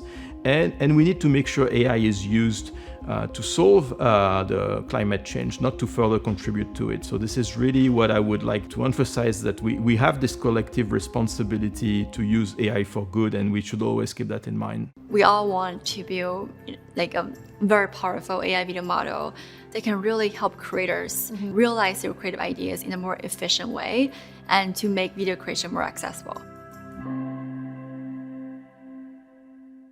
Hello, Demi. Thank you so much for joining us today. You are the founder and CEO of Pika. I'm super excited to talk about all you're building in the AI space. Before we get into like the nitty-gritty of AI right now, I'd love to know a little bit about you. Tell me like where you grew up, where you're based now, and just a little bit about yourself. Yeah, thanks so much for having me. So I was born in Silicon Valley. Okay. And then I spent some years in Asia and then went back for college. So I did college at Harvard, and before doing Pika, I was doing AI PhD at Stanford. Okay. And how did that kind of experience, being born in Silicon Valley, impact your interest in like the tech space, in the AI space? Did that have a big, effect on what you were interested in as a kid? Yeah, for sure. So I was always going to Stanford summer camps since like middle school or high school. I actually chose Harvard because I know I'm going to come back to Silicon Valley to build a company and probably do an AI PhD at Stanford. So definitely like growing up in Silicon Valley and also surrounded by a lot of friends who are also doing startup, who are also in Silicon Valley, definitely inspire me more to about like building a startup, and also help me more to understand the space. Yeah. When you were a kid and you were seeing these peers or family friends or just people in your neighborhood and your community building startups and building in the tech space, did you always want to be a founder? Did you always want to go into the tech industry? How did that kind of impact like which route you wanted to go down? I think I definitely got a lot of inspiration from surrounded by a lot of other founders and being in Silicon Valley. I think it's really cool that everyone is working on something they're really passionate about, and is really trying to like work towards this ideal of using technology to make something that's very impactful, that can impact everyone's life, and that can really push the frontiers of technology and really change the world. How did you find that you were passionate about AI and the media space? Yeah, so I was always really interested in arts and creative stuff when I was young. I grew up in a very creative family, I would say artistic family. So I have two sisters. One sister studies film, and the other sister studies fashion design. my family are also really into art, so we have a little, like, cute little art gallery. So I always grew up, wanting to be a writer and really interested in poetry.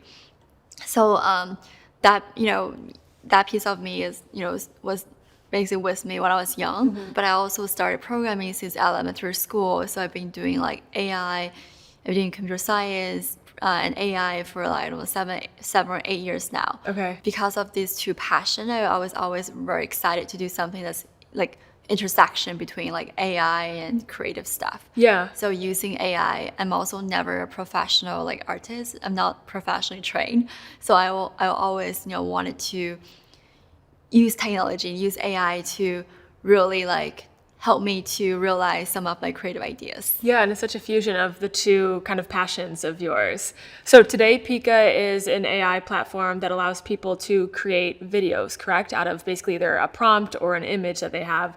Can you walk me through exactly how it works, what people are using Pika for today? For our company, we train an AI foundation model, meaning like a AI model that can do anything around video. They can understand video, can generate video, and can edit videos. To be more precisely, the way people interact with, our model is there could be a lot of different ways.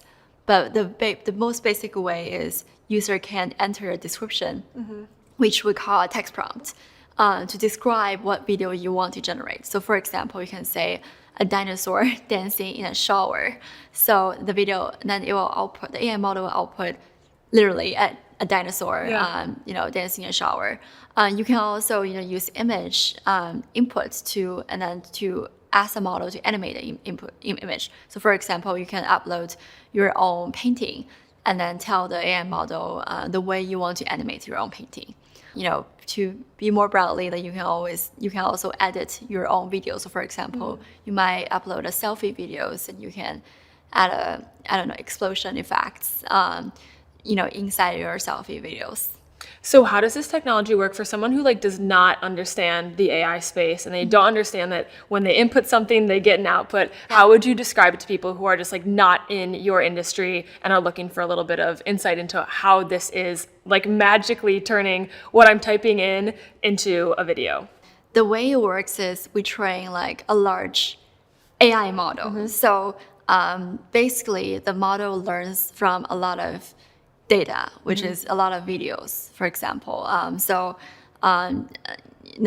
model will learn by seeing, just like us, by reading a lot of books, we have more knowledge. Totally. So the AI model is similar. So by seeing a lot of videos, the model starts to understand what is a video. When you have a ball, you drop it, it will fall onto the ground. So the model starts to understand these physics and understand to predict what people react and all these things by seeing a lot of data. And did you guys build that AI model from the ground up? Is it on top of a platform that already exists, or how did you kind of come up with this model that's then facilitating all this? Yeah, so we're a very technical team, so we actually built our model from ground up. Yeah. And what was that process like? What does the team look like? Who did you have to bring on to make this thing happen? Yeah, so both me and my co-founder, we're all AI PhD at Stanford. Okay. So I work on AI for content creation at Stanford. She work on diffusion model, which is the class of models behind image and video models. So we also, we were basically doing AI for video space. And since we started company, we obviously brought a lot of more people to the team. So a lot of engineers, a lot of scientists. So including people who were top researchers at the top academic labs such as Stanford, MIT, and also top researchers from the top industry labs like Google and Meta and Microsoft. What was your pitch to these other experts in terms of why they should come and work with you? I think that's a really good question. I think, I would say usually because we share the same passion. So, we all want to build a very powerful AI video model. This is very, at the same time, also building a AI video product that can really help creators to realize their creative ideas in a more efficient way and to make video creation more accessible. So we share the same dream, and I think it's very exciting to us because we're pushing the frontier of the technology by building by building the next best like AI video model, but also trying to redesign the way people make videos, which is all very innovative and very exciting. What do you see as the biggest use case for Pika right now? Is it for just an everyday user, an influencer, a content creator on social media, advertisers? What is the biggest kind of cohort of people who are using the platform? Yeah, so right now we see mostly are people who are interested to do creative videos, so which could include like a film, or it could include like a commercial. It could also include this could be like more professional filmmaker who are exploring using AI to make a low budget film or make a social media videos.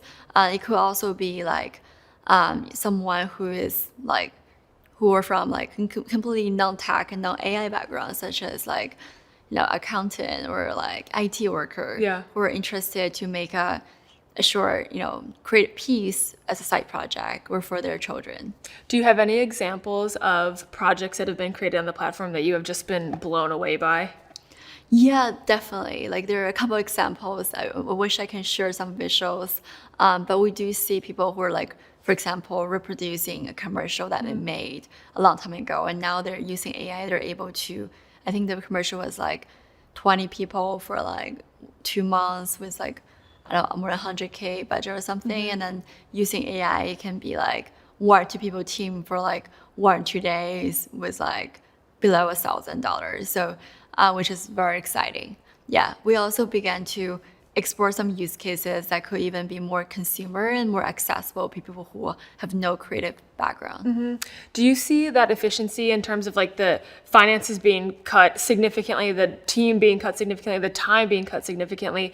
Is that the biggest opportunity here, or are there other things that people are looking to these platforms to improve on? I definitely feel like the way I think about it is there are like people who are professionals. So in that setting, it's more about like making it more efficient, right? And like if you're an artist, the hope is that the AI model can really serve you, to assist you so that you can focus on the creative idea part, not the manual work part. Right. So really make it the process from idea to execution in a much more efficient way.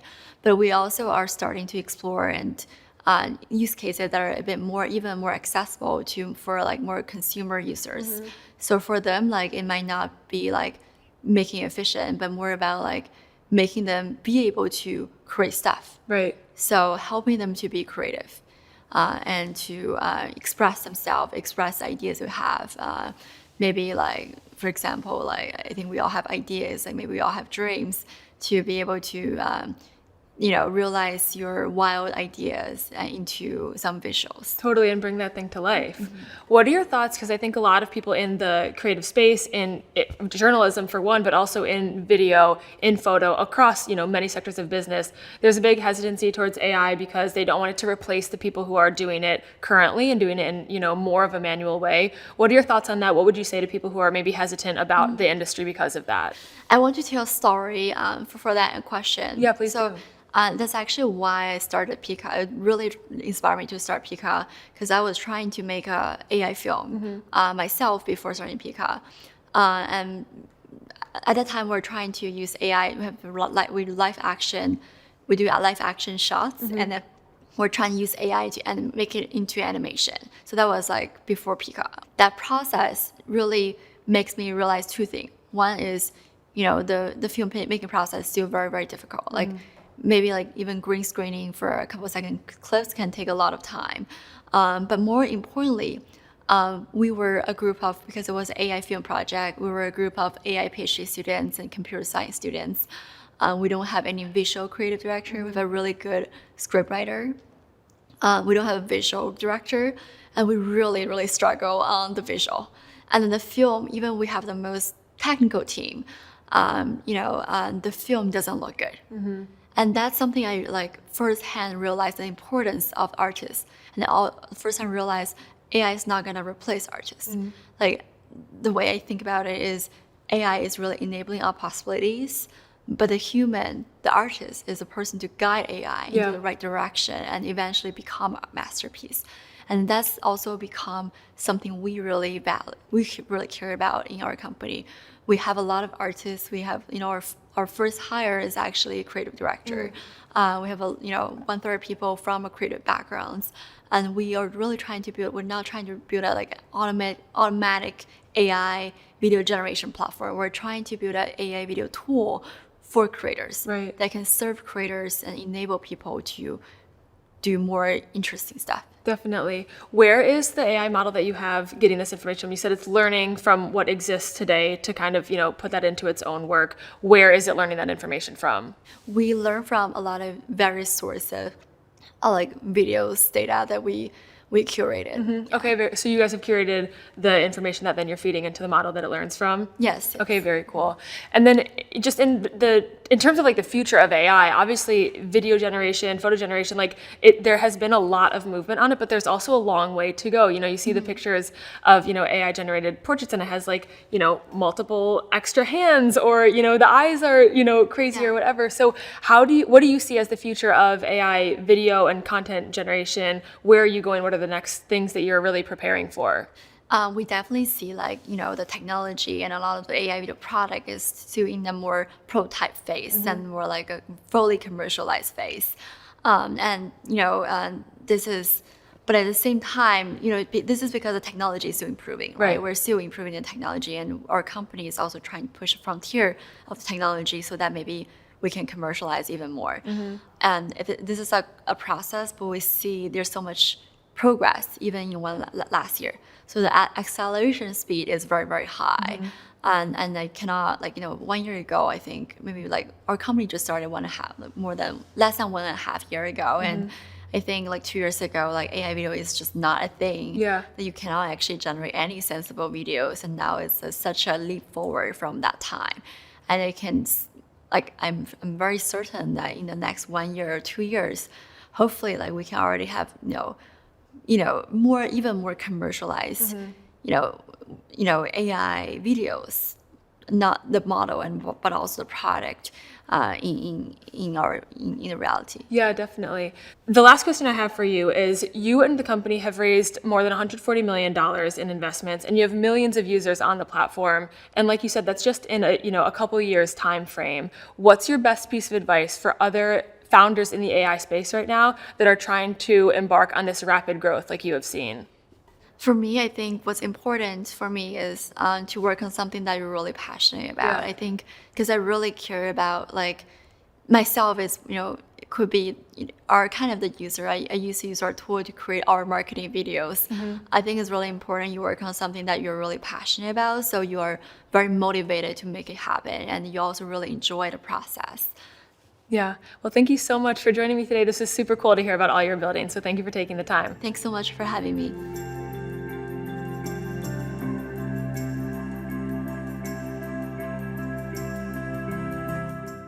I'm here with Jonathan Ross, the CEO of AI chip startup Grok. Jonathan, thanks for joining us. Thanks for having me. So tell us, just at a very high level, what does Grok do? So we build the LPU. You've heard of the GPU, but the LPU is a language processing unit. And the difference is GPUs are built for highly parallel programs, things where you can do a lot of tasks at the same time, but they're not sequential. They don't rely on each other. So LPUs are good, for example, with language, because you can't predict the 100th word until you've predicted the 99th. And so it's completely unique, but super fast. And typically when we show people a demo for the first time, the response is, wow. So actually our website URL, it's not www.grok.com, it's actually wow.grok.com. Can you explain inference to a layman, and what does that mean for a regular person who's using AI?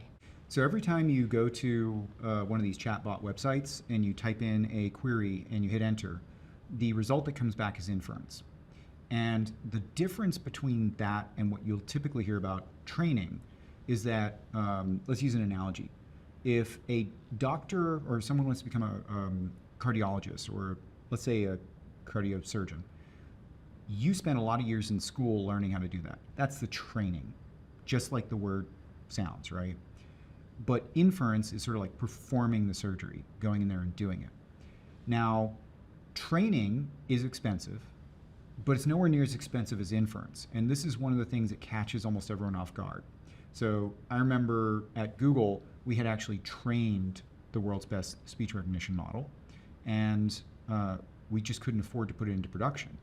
So we actually built the TPU in order to get that speed up, the performance, the amount of compute needed to put it into production. And just think about it this way. When you're training a model, it scales with the number of AI researchers you have. There aren't too many of those in the world.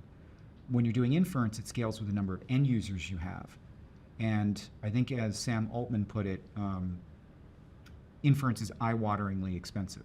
So we're here to make it cheaper, faster, and more available for everyone. And so you've made your bet on faster inference. Why is that important, and how does it show up for a regular person? It's a little bit like asking, why do people like fast sports cars? They just do. So that's why we put our website up, so you could just go there and try it. And it's fun watching people try, like the comments that they make, it comes out so fast. There's this visceral feeling. And there were all these studies at Google about speed. There were studies where they would actually imperceptibly slow down search to the point where you do an A/B test and you actually couldn't, as a human being, say this one was faster than that one. But the one that was faster, people used more of, a lot more. And so even when we can't consciously say this one is faster or this one's faster, we use more of whatever's faster. And if you think about it, the last time that you opened up an app and it just responded really slowly, and you're just sitting there waiting for the answer, and your mind drifts, and then finally you get the answer and you've totally lost your train of thought.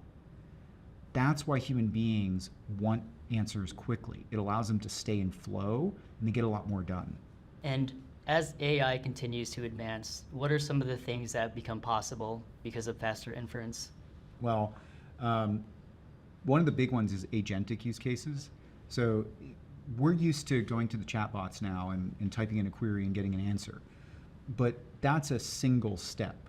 Instead, suppose that you want to book a ticket to, I don't know, where's a good place to vacation? Hawaii. Hawaii, okay. So you want to book a trip to Hawaii. So you type in, book me a trip to Hawaii. Well, it then needs to ask, where in Hawaii? Do you want to sit on the beach? Do you want to do, so it has to ask a bunch of questions. Once it's got all the answers to that, it then has to go and figure out which airline to book, which hotel to get for you.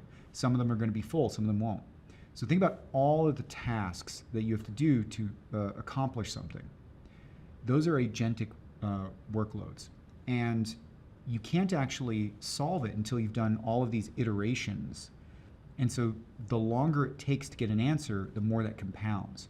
So we actually had one customer who built a agentic workload. This is someone who has over 1 billion users. And it was taking them 4 to 5 minutes to actually get a result. And when they switched to Grok, they actually got it down to 10 seconds. I think when people think about AI chips, you know, the household name that comes to mind is Nvidia. How are your chips different from Nvidia? Well, Nvidia builds what are called GPUs, graphics processing units. We build what we call LPUs, or language processing units. GPUs are very good at parallel processing. So imagine that you wanted to complete some sort of task, like filing your taxes. Well, just imagine that you could give each page of that to someone else to fill in. That would be what a GPU does. But if you want to write a story, you need a coherent arc. You need to know the beginning, the end, and everything's going to depend on what else happens. For that, you probably need an LPU because it's sequential. You can't actually predict the 99th or the 100th word until you predicted the 99th. That sequential component is something that GPUs can't do, but LPUs like these are very good at. And so there's Nvidia, there's AMD, Intel, a lot of the legacy companies, and there are also other chip startups like Sambanova and Cerebras. How do you fit into that ecosystem, and how do you compete with those other players? Well, one of the main things that we do is we actually make our chips available through a service, Grok Cloud. And if you go there, you can actually just try it out. It's super fast. And then we have an API that allows people to build their own applications on top of it. So we don't require that you buy these servers and put them in data centers yourself. We handle all that for you. It makes it super easy. In fact, in the last, I think about 14 weeks, we've gone from fewer than 7 developers to over 260,000 developers. And that's because we made it super easy. You don't have to do much work. You just go there. The API actually matches OpenAI's API. So your existing code already works. So you've been at this for a while. You started in 2016, and then all of a sudden, November 2022, ChatGPT comes out, and the world kind of discovers generative AI. How has your business changed since then? Oh, it's totally transformed things for us. It's funny because we actually thought we were going to run out of money. We thought we were going to die. The thing is, what we had built it a little too early. People didn't need performant inference until LLMs came out. So all of those image classification models and the like, they were running fast enough that it didn't matter. But because you have to string all those words together, each word that's computed, the amount of time that it takes compounds. So if you want to get 600 words out and it takes you 2 milliseconds each, that's 12 seconds.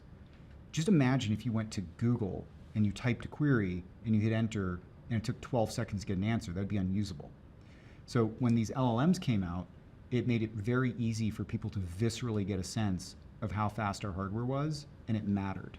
Roughly every 100 milliseconds of latency improvement is roughly an 8% increase in engagement. But we didn't improve things by 100 milliseconds. We took it from 10 seconds down to 1 second, which is 90 compoundings of 8%. We actually spent the first 6 months at Grok working on the compiler before we ever started designing the chip. And as far as we know, we're the only people who've ever done that. Typically, chips are designed by hardware engineers and hardware architects. And so they start with the chip and then they figure out the software later. This was a little bit like having a driver design a car, and then it caused all sorts of headaches in terms of how do we fit the engine into this weird thing, because it wasn't what a mechanic would design. It wasn't what a hardware engineer would design, but it actually works much better for the end user. And when Llama 3 came out, we were actually able to get it into production the same day that it was released, even though it had not targeted our architecture.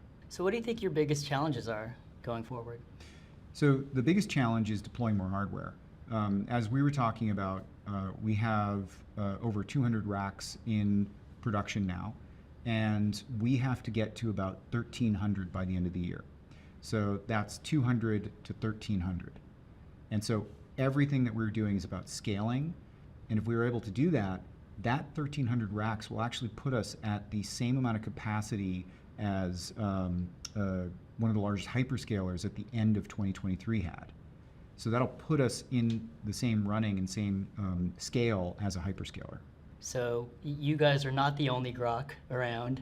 Elon Musk has a chatbot called Grok. Has that led to any confusion? A little bit, and I'll just put it this way, we call dibs. We own the trademark, we call dibs. You said something really interesting, compute is the new oil. Can you go into that a little bit more? What does that mean? The way to think about it is every technological age is based on something, some sort of scarce resource. The industrial age was built on oil, coal, natural gas, now solar, wind, but energy. The information age started off with printing press, and eventually we got to the internet and mobile. And so a question that I used to get when we were fundraising was, is AI going to be the next internet? Is it going to be the next mobile? My answer is absolutely not, because those are information age technologies.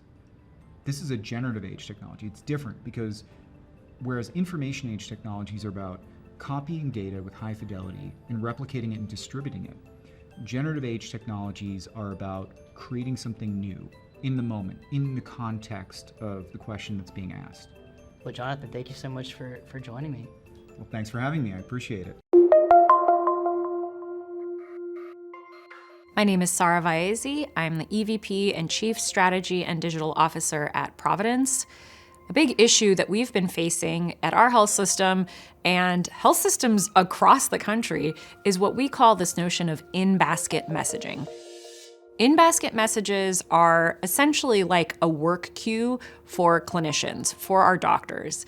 And those messages have exploded over the last 4 years. Since 2020, the messages that we are receiving, that our care teams are receiving, has increased by over 60%, and they've increased by over 10% in just the last year alone.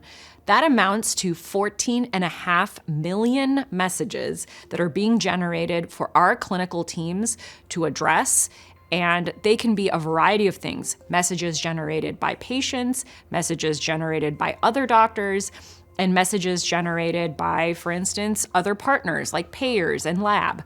And so we decided that we needed to tackle the patient messaging piece because it really impacted our patients and their ability to get what they needed from us in a seamless, quick, and really real-time personalized way.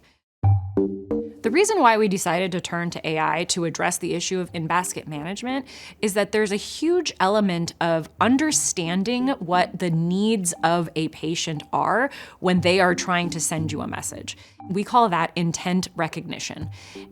Intent recognition can be done through natural language understanding, and with the advancements in large language models, we can actually understand intent at a very high level of accuracy, and we can understand complex intent. So not just something simple like, I want to book an appointment, but I want to book an appointment and I need to refill my medication.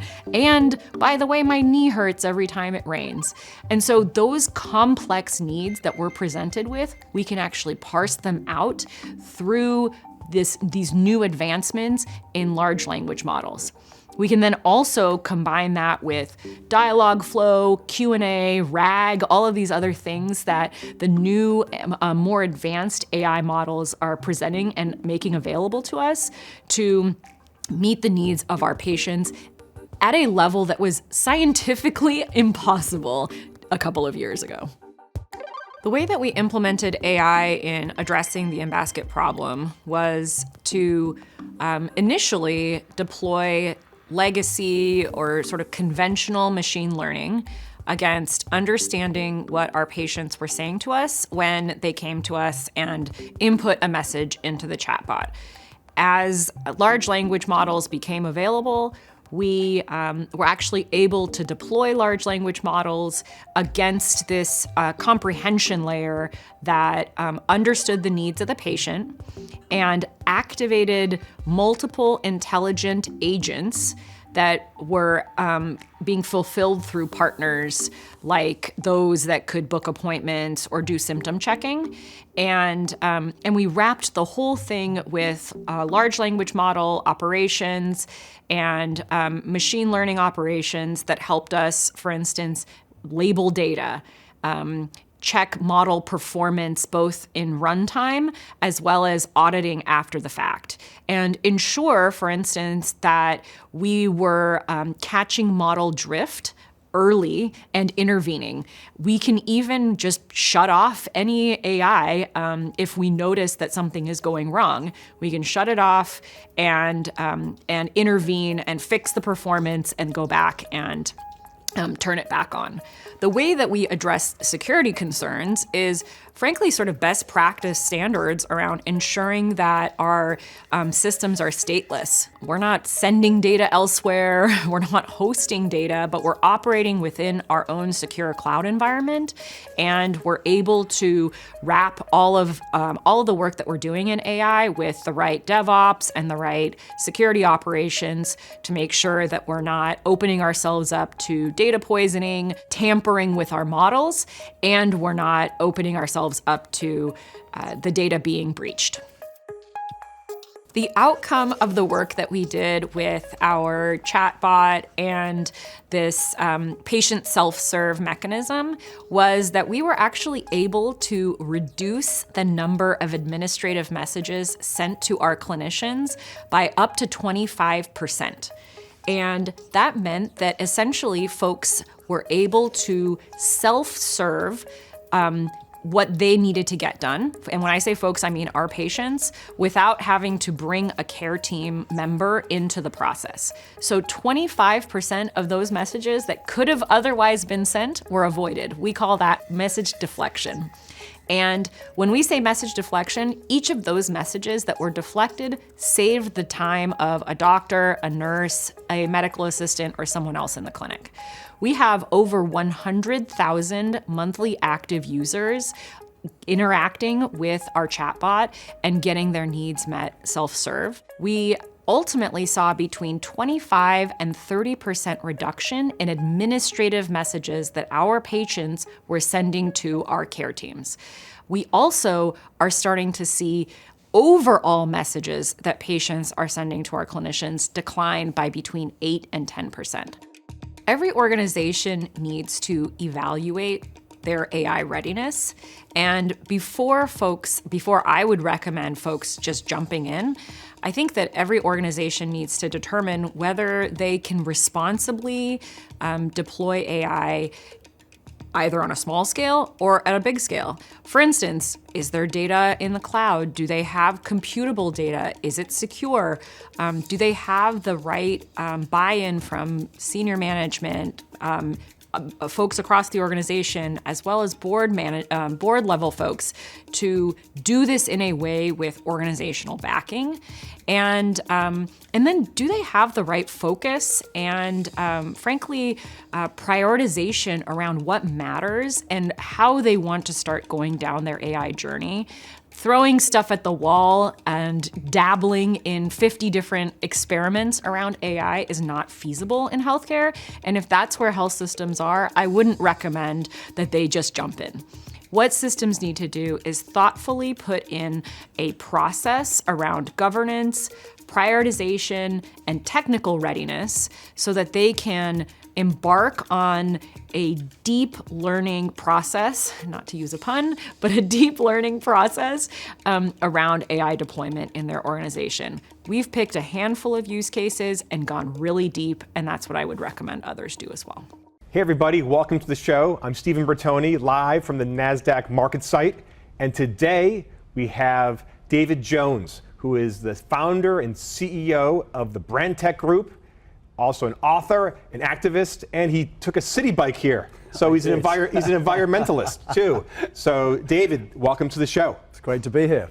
So you sit on the forefront of advertising, branding, but also generative AI. Yep. You were talking about this stuff not last month, not last year, 2015, before AI was the buzzword of everything. Set the table for me. What are we seeing right now? So look, I think you're just seeing an explosion in generative AI all over the world, and I think it's going to be the biggest revolution and change that we see, not just in marketing, but in business. And there's a few reasons for that. You know, firstly, you have every major global CEO of any of the tech platforms saying this is going to change the world and we're going to spend billions to make sure it does. Secondly, you're seeing investors, saying this is the future. So whether it's Nvidia going past 2 trillion, or Microsoft going past Apple, depending on the day, on the back of AI. Thirdly, you're seeing the world's people saying it's amazing. I mean, ChatGPT was the fastest technology in history to get to 100 million users. And I think fourthly, it's amazing, I mean, if you play around with any of the tools, what it does isn't remarkable, but how it does it is absolutely remarkable. So, humans today can probably still create better content than Gen AI and machines. It's just you can't do it in 60 seconds. Wow. But the thing I would kind of package all of that under, however, is, I have no doubt that we're going to see just enormous change. But today, if you're particularly talking about the advertising business, about 100% of the headlines are around generative AI, but still less than 1% of the content is created using generative AI. Now that's going to change, but we're very much at the start of it. Wow, and you guys recently at Brand Tech raised about $112 million. 115, yeah. $115 million American, yes. At a $4 billion valuation as a advertising technology company. And I have to admit, I'm surrounded by advertising like everyone all day long. I'm in media, so advertising keeps the lights on and pays my salary. Yeah. But I don't really understand how the business works. Tell me what you guys do on a Monday morning. So basically, probably the easiest way to describe it is we have a platform called Pencil, which is an end-to-end platform for creating advertising. So on the one side, it plugs into all of the models, so from ChatGPT to Gemini to Stability, but also some of the databases like Getty. So that's kind of on the left, which is what feeds in. And then here on the right, it plugs directly into the advertising accounts of Instagram and Facebook and TikTok for a brand. And then the platform sits in the middle, and you arrive on the platform, and very simply, you can decide what you want to do. So do you want to make a video for TikTok? Do you want to make a post for Instagram? Do you actually just want some consumer insights? Do you want to create a pack shot? And it's a workflow that takes you through that entire process, and at each step, it gives you a prediction, because it's sort of been in market since 2018.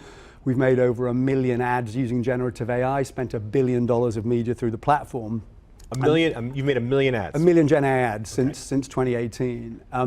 And that allows us to predict how we think a particular piece of content is going to perform. And so literally you just go through the process. You start with insights, you then start with what images do you want to create, start with some headlines.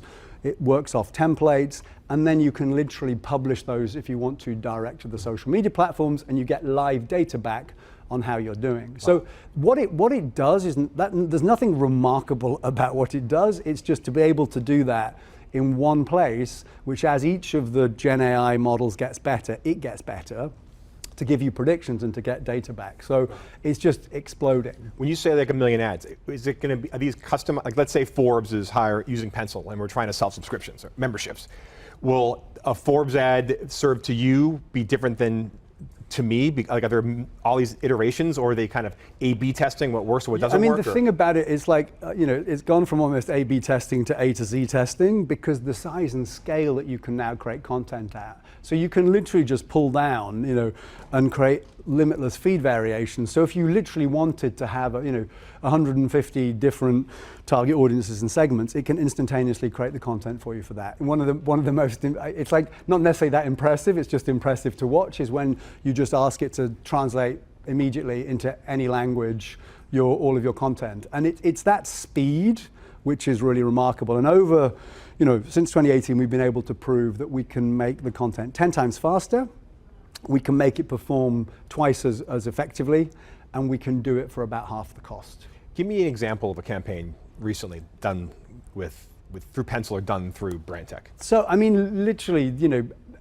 there's literally thousands of ads on Instagram, on TikTok, and it's typically that social content, so social and digital. It's not yet, and we can come on to talking about this, it's not yet getting in, Pencil isn't yet getting into the TV side, but it's particularly good around e-commerce, around performance marketing, around social, and we're working today with 50% of our top 20 clients in the space. You've been in advertising all your life. You're like the youngest advertising CEO ever, I think. I was once young, yes. So you're still young. So this was the 90s, correct? When you first started? Yeah, exactly.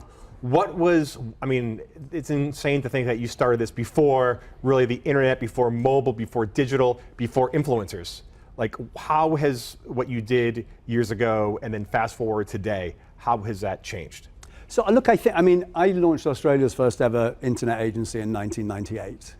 And I think we look at today and we think it's always been like it is today, and we think it will always be like it is today. And those two things are never true. And literally, when we launched Australia's first internet agency, we honestly never thought you'd watch a video on a computer. Now if you can't stream Netflix up in the air flying over the Atlantic, you're annoyed. Yeah. If the Wi-Fi's down in a plane, it's like, what? Yeah, you're sending complaints to the airline. Where 15 years ago, if someone had said to you, you'll have really high performance Wi-Fi in a plane and you can stream videos on your mobile phone, you'd say, don't be stupid. And I think it's exactly the same thing. There is not a single thing that humans do that cannot be done better, faster, and cheaper using generative AI. And that's already. And if you think about just the progress that the tools have made, if I look at Pencil, when Pencil launched in 2018, 1 in 10,000 ads, you could use. Today it's 10 out of 10. And that's where we are. Just imagine where we're going to be in 12 months. If you take a tool like Midjourney in 2022, if you ask Midjourney to create an image of a woman, it was pretty terrible. It had 7 fingers. It didn't really, 23 was not bad. 2024, it's exceptional. You know, ChatGPT 3 failed the New York bar exam in 2022, passed in the 90th percentile in 2023. So, you know, you've got all of these companies spending billions to make this better and better. And so the speed of progress is huge. And a few people have said, you know, that expression that we always massively overestimate the change we're going to see in 2 years and underestimate 10 years.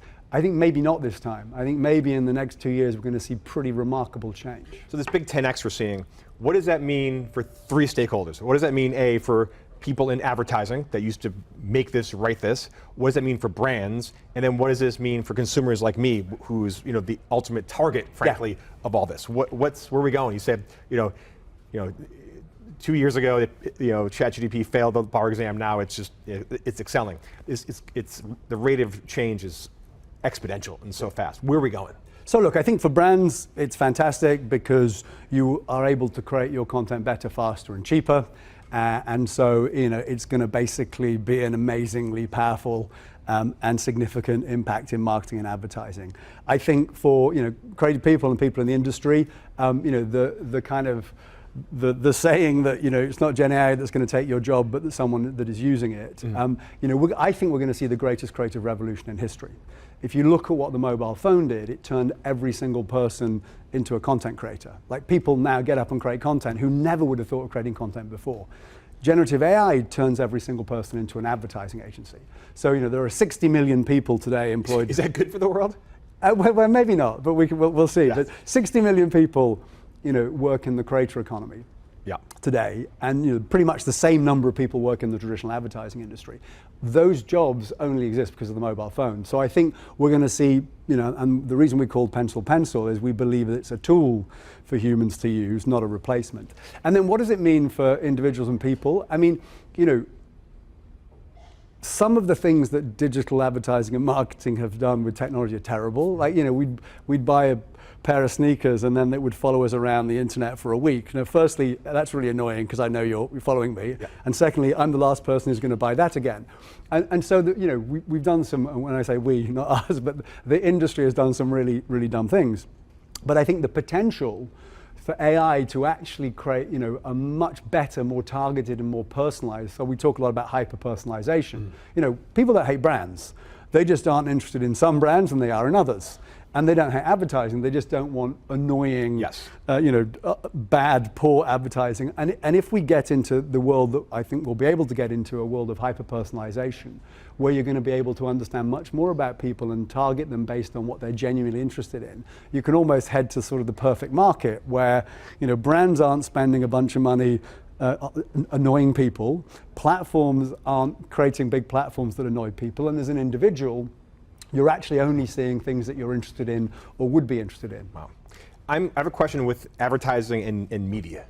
So, you know, the news media it's in a paradox. I think I'm pretty sure that people have never read more in their lives and never read more news in the history of humankind. At the same time, the model's broken. Just look at what's happening to legacy media, layoffs, startups are failing, people are moving away from free digital advertising to memberships. I could go on for hours. What does this mean for media? And could this be a positive change, or is this going to be another, you know, big hurdle for traditional news media to, you know, get around? So look, I think, you know, if we fast forward 10 years, I think there'll be way more content, and I think we will look back on 2024 and go, do you remember it was so easy, in exactly the same way as we look back to the old TV world and kind of remember it. So I think, you know, the rule of history is that there will be more and more content. But I think hopefully generative AI and AI will allow us to make much more sense of that content, and whether that's us as individuals or us as companies. And I'm not sure if you saw Satya Nadella's annual letter to the Microsoft shareholders. He kind of said, and I'll paraphrase it, but, you know, we've spent decades organizing data into databases, but the one thing that's been missing is the ability to kind of reason and have intelligence over that data. And I think that's where we're going to get to. To be honest, I actually think generative AI is fairly neutral in terms of its impact on media. I think a much bigger disruption was the arrival of social media, was the explosion of mobile phones, because literally everybody went from, you know, reading a newspaper every day and sitting in front of a television to 90% of their time spent on a device they have in their pocket. And I think that was an enormous disruption for the media industry to cope with. I think Gen AI is going to be much more neutral and will actually enable any business, no matter what you're doing, and potentially, and particularly if they adopt it super early and look at, well, how do we get ahead through Gen AI, it could be a real positive. If you and I were, let's take a time machine way back. If you and I were 18 years old right now, in university, hoping to get into the creative worlds of marketing, advertising, you name it, what do you think we're doing in 4 years? What's our skill sets? Like what should people looking for a future in any kind of content creation, what skills do they need and what do you see them doing? So look, I think one of the most important skills today, as with any tool, it's the ability to prompt and to use the tools. So I think a lot of people, sort of look at it as if this is going to like remove everyone's job, and I think that's highly unlikely. It actually enhances humans because you can do so much more. And we created a brand in under an hour, end to end, everything from the name, the product design, the logo, e-commerce assets, the business plan, the press release, and so What was the brand? It's going to be announced, so okay. I can't tell you. It's basically a cat brand that gives money. It's a not-for-profit, and all of the money goes to putting girls into education. But we literally built the entire thing end to end in 59 minutes. Okay. And I think when you have that kind of potential, actually the ability to decide and to choose becomes much more important than the ability to create, because you can create, you almost have infinite creativity, and so I would say much more about the prompting. So what are the prompting skills you need? If you put a poor prompt into a model, it will give you a poor outcome. If you put a great prompt into a model, it will give you a great outcome. So I think in the short term, prompting super interesting, but honestly, the advice I would give people is sort of, I give them two pieces of advice. Number one, it actually doesn't matter so much what you're doing, just be in that industry. It's a bit like getting into anything in and around social media or anything in and around the internet. And the second one is just make sure that you're playing and learning and experimenting yourself.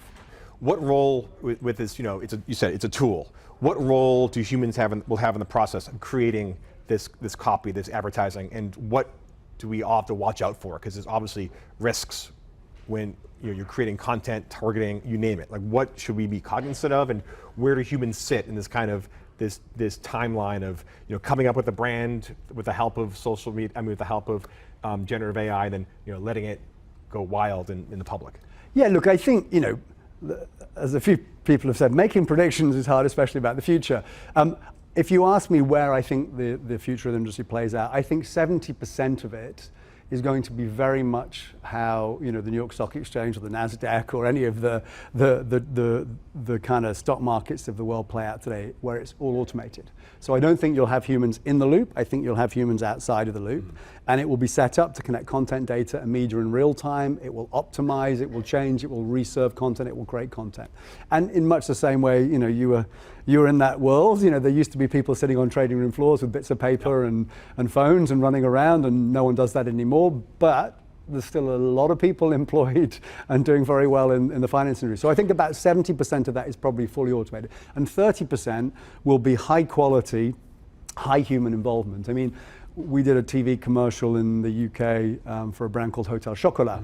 And it's all created through generative AI. And it was actually one of the most effective TV commercials in Great Britain last year. And so the ability to create content now using Gen AI. It was a TV commercial and TV commercial. It was ranked. It was ranked number 1 in the confectionery category ahead of anyone else, and I think it was like the number 8th most effective TV. Was it like a cartoon? No, not absolutely. It's basically Hotel Chocolat is as the name says on the tin, they make amazing hot chocolate and chocolate. And no, so it's not like a hotel made of chocolate. No, it basically takes you through the whole journey of seeing the product and gorgeous chocolate and all the imagery. And it's pretty remarkable. And I think you're going to see that become the norm rather than become an exception. You got into this world in 2015.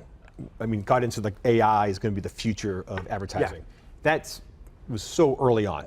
What kind of gave you the confidence to be like, I'm going to go all in on this technology that no one was talking about? We're talking like 6 years before when ChatGPT kind of like rocked the world and got the most downloads. This was almost like science fiction.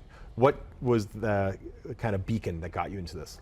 I think I've spent my career sort of seeing things come along and seeing lots of people be cynical and then seeing it become huge. So, whether it was internet in 1998 or mobile in, 2011, I wrote a book on purpose back then, and then you see how something like that, goes from being dismissed becomes really massive and mainstream. And I think just the potential that it had, and that doesn't mean to say that it necessarily happens quickly, but we invested in AI chatbots in 2015. We created the world's first AI chatbot for an influencer, for Kalani Hilliker. What was that like? What was the chatbot like in 2015? And I think this is the point. It's like if you stayed in kind of specific guardrails, it was really good. But once you moved out of that, we invested in a company called AI Foundation, who built digital humans, and they created Digital Deepak, and he went on Jimmy Kimmel, and he led a guided meditation, and it's fantastic. But this is Deepak Chopra. Yeah, but back then, this was probably 2018. Once you got a little bit outside of what the AI was comfortable with, it kind of went spiral. We built my mind twin, and it was in a meeting with one of our clients who asked them, who asked me what my purpose was, and instead of talking about a proper purpose, it said my purpose in life was to have fun. But I think you've seen, whether it's AI data or AI media planning, you've seen all of these things make enormous progress. For the Forbes, our 100th anniversary issue, we had Warren Buffett on the cover holding the first issue of Forbes, and it was, remember AR, augmented reality? If you held your phone up, it came alive, you could ask Warren questions, but again, he could only answer a very tight swim lane of questions. He wouldn't tell you the purpose of life, kind of. But I think and so because we've been investing in the space since 2015 and learned a ton of lessons, seen what worked, seen what didn't work, and I was always looking for a platform that could do end-to-end advertising using Gen AI, and that's when met, Pencil and Will, who'd founded the company in 2018, and brought him into the fold. But I think we always look at the new technologies and are quite dismissive of them. It's sort of human nature. We don't like change. If we look at it, we think it's actually going to be a really bad thing, not a really good thing. If you look in human history,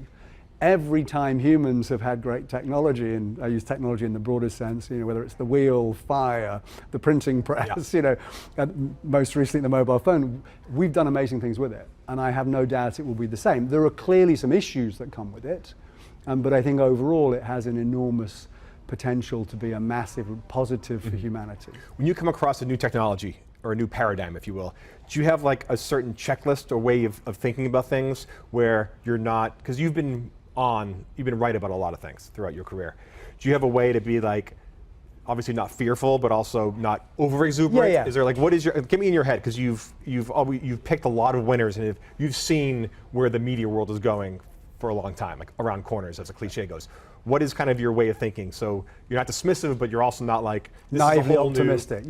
Look, I think it's a couple of pretty simple things. I mean, we have one set of criteria in terms of when we're looking at investing, but when it comes at looking at technology in general, I think it's actually just using common sense and going, do I think people are going to use this, do this? And so that's really like the common sense radar. I think there's a second one, which is, is this pretty frictionless? We were very early investors in Niantic, who created Pokemon Go. And at the time, John, the founder, said that he thought AR would be bigger than VR because everyone had a device. And nobody thought that at the time. Back in 2015, everyone was on the VR train. And he was right. Everyone had the device. They created a really simple game, and the world played it. So, secondly, is it kind of simple and frictionless? And I think thirdly is, how quickly can this change? And if this changes, how big could it be? So if you look at all of the headsets that are coming out today, they're making a lot of progress. But if you fast forward and imagine every single person on the planet could have a pair of glasses that can be normal, that can be augmented reality, and that can be virtual reality, and they're absolutely seamless, and they're not that expensive. Do we think the world would wear them and probably it would replace the mobile phone? Yeah, absolutely. Now, if it's super heavy and uncomfortable, it costs $3,000, and you feel a bit sick, you look frankly nerdy. But don't forget, like mobile phones, there was a thing called Iridium, which was this giant satellite phone that worked all over the world and cost about $120,000. And then obviously we all have one of those in our pocket now, and it doesn't cost $120,000. And so I think that's the thing. I think we underestimate just how good this is going to get.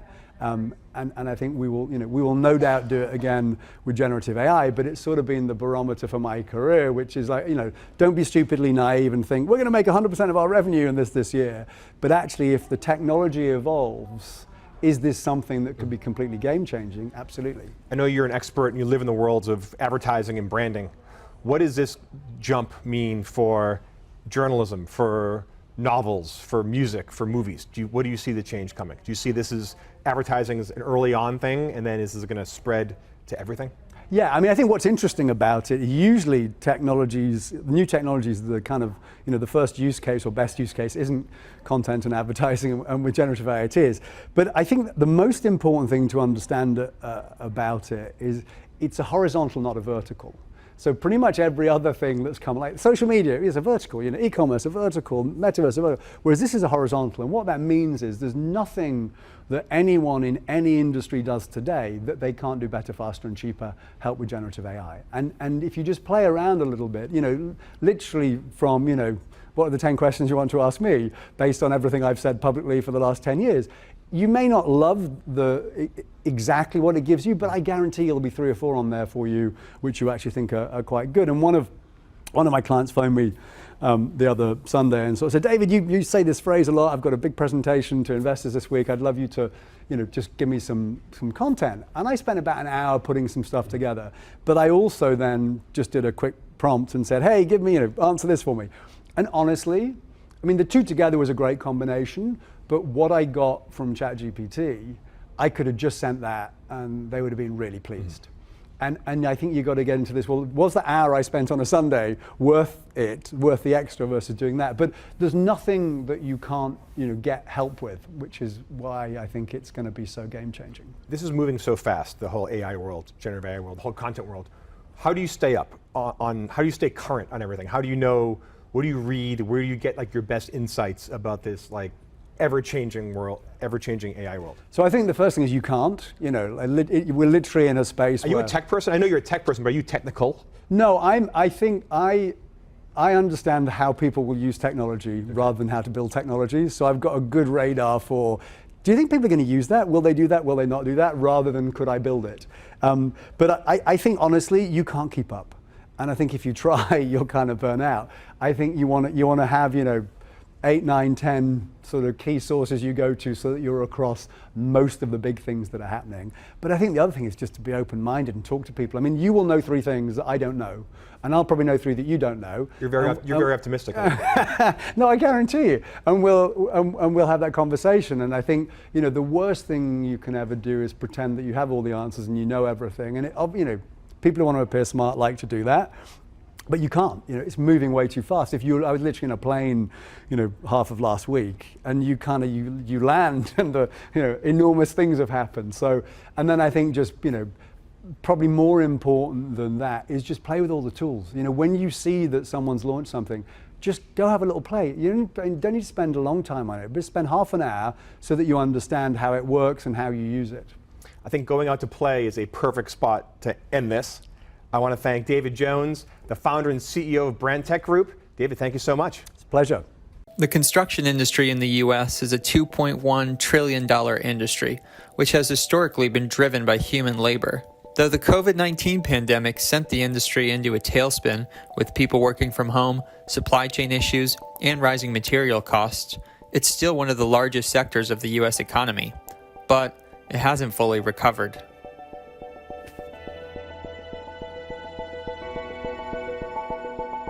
Supply chains aren't back to normal. Labor is still absolutely constrained, but contractors know this, and when they're going in to bid into new projects, that's ultimately calculated into their bid. And it's these costs that have construction firms looking for new ways to evolve. One company paving the way towards change is Suffolk Construction, based in Roxbury, Massachusetts, and led by its chairman and longtime CEO, John Fish. Fish is not your typical construction CEO. On the one hand, because he's not a hired hand. He literally built the business from the time he was a 20-something in the 1980s until the present. So he knows the company, he knows its strengths and its weaknesses. Secondly, and this is important, Fish is the sole proprietor of Suffolk. Suffolk is a $6 billion annual revenues company, and Fish is the one who makes every key decision in the business. He's really geared the business toward embracing disruptive technologies, venture capital investments, and embracing that sort of thought leadership position in how the built world is changing from technology. I think one of the most unique things that Suffolk is doing on the technology front is that we have an innovation process that's connected to a larger digital ecosystem that's responsible for identifying, testing, and scaling solutions quickly and sustainably. And so we always have our eye towards cutting-edge startups. Since 2019, Suffolk has invested over $50 million across over 50 different construction tech startups. Some are utilizing artificial intelligence, others are building robots to work on construction sites, others are in 3D printing, and some are more conventional software plays for subcontractors and other construction firms. Robots can do a lot for construction. We have robots that are doers, they install work. We have robots that are collecting data and information. We have robots that are bringing data and information to the field, a task that a human would typically be doing, going out in the field, taking pictures or scanning, can now be done with a robotic dog. 3D printing, some of these other applications have been out there for a while. And I would still say probably the acceptance rate of AI in the industry is probably still pretty slow. There's folks that have their way of doing things for a long time. And whenever you're introducing something that's disruptive to that, I think there's ultimately always some pushback. Fish says that, by embracing these technologies, yes, you're going to have to spend more money now, but in the long run, you're going to be saving money because you're going to be using less human labor. And of course, a lot of people might feel queasy about that. Do we want to radically change the way that buildings are constructed using less humans and more machines, especially when the construction industry has figured so prominently as a driver of economic growth? Technology and artificial intelligence and robotics are augmenting our workforce. They're not replacing our workforce. They're making our workforce more efficient. They're making our workforce safer, and they're allowing them to focus on the important things in their day-to-day. And what's most important to us is that our people and our workforce go home safe at the end of the day, that they feel productive, that they feel that they are able to execute according to the project plan in a way that is reliable, safe, and high quality. And if technology can enable that, that's the vision for the organization, is to continue to allow technology to drive the industry to be more productive and to enable our workforce to operate in that way.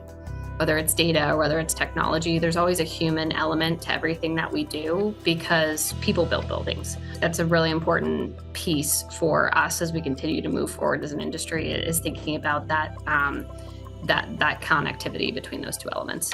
Fish says it has to be done, that efficiencies have to improve if we're going to continue to develop commercial real estate, if we're going to replace the crumbling infrastructure that this country is beset by. And I think it's going to be a lingering area of debate, especially as these technologies get introduced more and more. My name is Raquel Urtasun. I am the founder and CEO of Waabi. We are providing a solution that is much more capital efficient, as well as a much faster path to market, starting with self-driving, but you're gonna see us doing much more than just self-driving trucks, which is our first product. I started working in AI 25 years ago as an undergrad, where I got really fascinated by this concept of an artificial brain that can really do the same task as humans. However, this was just an idea at the time, so we needed to really push the technology to the next level. So I spent most of my career doing research as a professor. Once this technology was really ready to get it to the next level, then I identified that there was a big hole in self-driving, and in particular in trucking, where the incumbents were going with kind of a AV 1.0, which was an approach that was very hand engineered, that was not scalable, that was not going to get us there to a product that will really solve the issues that the potential customers will need. Generative AI is at the core of all the technology that we do at Waabi. But in particular, there is like two big pillars of very differentiated Gen AI technology. On one side, we have the virtual driver. This is the brain that drives our self-driving trucks and is key in order to be interpretable, something that you can verify, something that technology where you can really, in the event of something going wrong, you can trace the decisions of why the system decided to do a particular maneuver. So that's one big pillar of technology, and the second pillar of technology solves the other core piece, which is the data problem, right? In order to be able to train systems and in order to be able to make the safety case and test under all possible conditions the system, you need to, it's not enough to drive on the real world. You will need to drive so many billions of miles that you're exposed to too much risk, and nobody has the fleets necessary to do that. Instead, what we did with the second generation of generative AI technology is to build a simulator which we call Waabi World, which is the same as the real world. So we actually solve the data problem. So we can really expose the system to safety-critical accidents or unavoidable accidents, etc., so that our system is safer, but also probably safer than anybody else.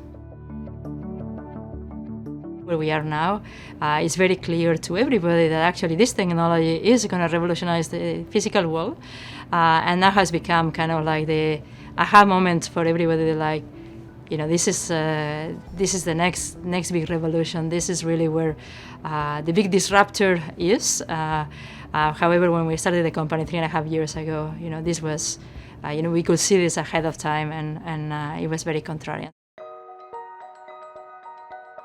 AI is a tremendously powerful technology that can really help business leaders to increase the productivity of their workforce, to make better decisions about business decisions. But at the same time, there is also a lot of hype about AI, in the sense that everybody's doing AI these days, and there is this thought that a standard tool will solve everybody's problems.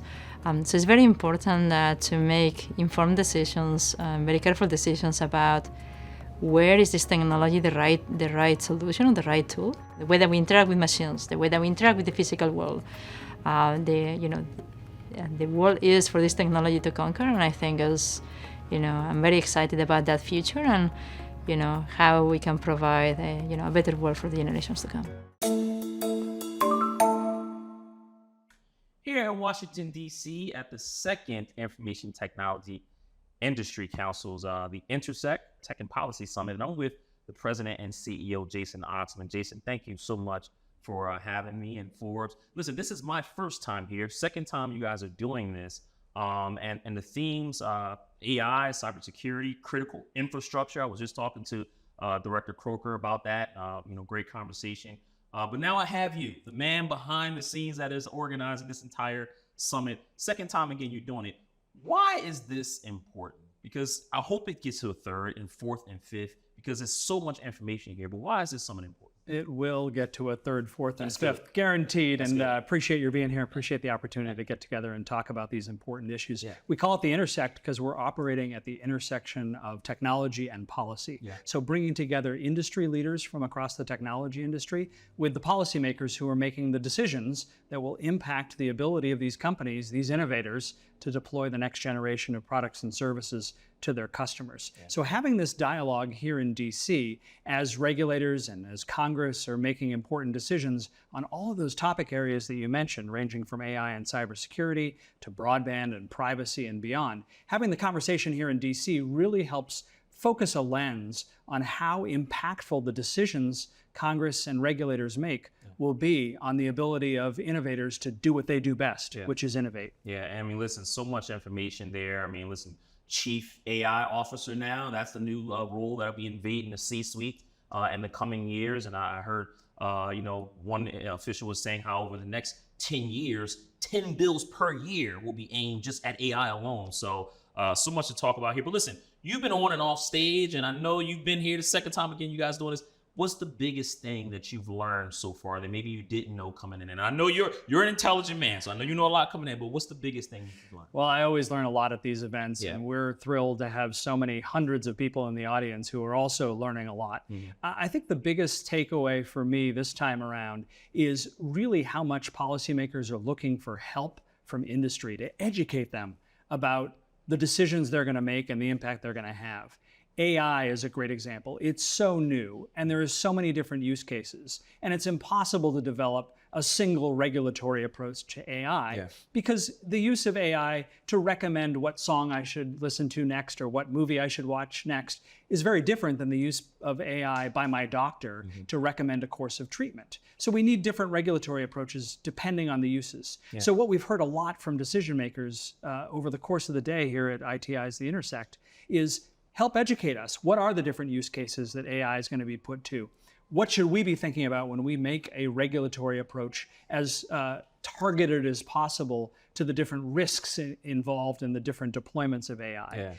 That's the big takeaway for me, is that call for industry to really educate policymakers. Yeah, it is a private partner, a private-public relationship. Right. You know, how we go about AI, developing it, and one of the Salesforce officials was on stage, and I love what she said. We don't even know what it's capable of yet, and the film that they made, and describing how it's going to change, but we don't know what industry is going to. We got to be ready for it. Listen, you've been in this role since 2019, right? You were a CEO at a previous stop, but what's it been like as CEO here running ITI? Well, I feel like I've inherited a legacy from my predecessors. ITI is 108 years old. We were founded in 1916 as the trade association representing the business technology of the day, which in 1916 was typewriters and dictaphone machines. And typewriter, what's that? Yeah, exactly, exactly. But the theory of what we do is the same, which is we try to set a course in public policy environments to promote innovation. So I feel entrusted, I think is the word I would use, with the legacy of what my predecessors have built and the team has built over the years at ITI. I think what's been different, even within the last 5 years since I started in this role, is AI. It's all anybody wants to talk to. And you mentioned it, it's what has brought everybody together. It's the one common phrase that everybody, regardless of their role, regardless of the company, regardless of where they are in government, it wants to talk about because it is transformative. I don't think we've had this kind of transformative discussion about technology really since the dawn of the internet, and maybe even the advent of the internet browser and the World Wide Web in the 1990s. It really is that transformative. And I think the AI conversation that we're having today is just in its early phase. I think we have a lot more to learn. AI is a technology that a lot of people understand, but a lot of people don't know exactly what it can do and where it's taking us. And that's what's most exciting to me going forward. There is some fear around AI. I always say that AI has always been here, right? We've been using it. I'm a big video game player in Xbox, and I feel like there always have been components of AI. It's just different this time because of generative AI. Should people be fearful of it, or should they learn to embrace it? Because again, new roles are going to be opening up, new jobs, new skill sets, and all of that. Yeah, I do think it's interesting. Congressman Jay Obernolte, who's really one of the most expert members of Congress on AI, he actually has a graduate degree in it. In his remarks today, he mentioned that AI has been around for decades, and that's what you're alluding to here as well. And some of the use cases historically have been kind of fun. Remember Big Blue, the chess AI machine that was built by IBM and defeated chess grandmasters. The kind of fear that people have today is more science fiction than science. It's based on some AI depictions in movies and popular media. I do think that we have to be careful not to base our decisions about public policy on fear. We have to base them on practicality. And yes, a very different use case for AI used in a military application should call for a very different use case for the policy that governs the use of AI in military applications versus the kind of things that are more everyday and don't carry a lot of risk. We call it a risk-based approach to AI. It's one that recognizes that AI is, as you mentioned, a software tool that's been around for a very long time. And software can be used for good and it can be used for evil. And as long as we focus the regulatory approach to addressing only those high-risk use cases, that do cause some risk to the betterment of society, then I think we will have done this in the right way. Yeah, you said it could be used for evil. We're in election year, 2024. Do you expect a lot of evilness being put out there through the AI lens? My hope is that we'll focus on uses of AI for good, to help our elections are very secure, help continue to make them secure.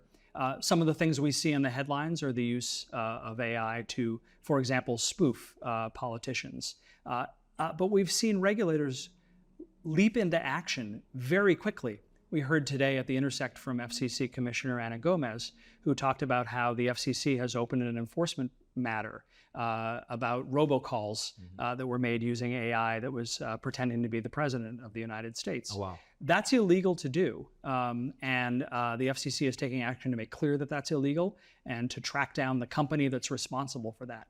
But I do think it's really important not to blame the tool when it's inappropriately used, but to pursue the people who use it inappropriately.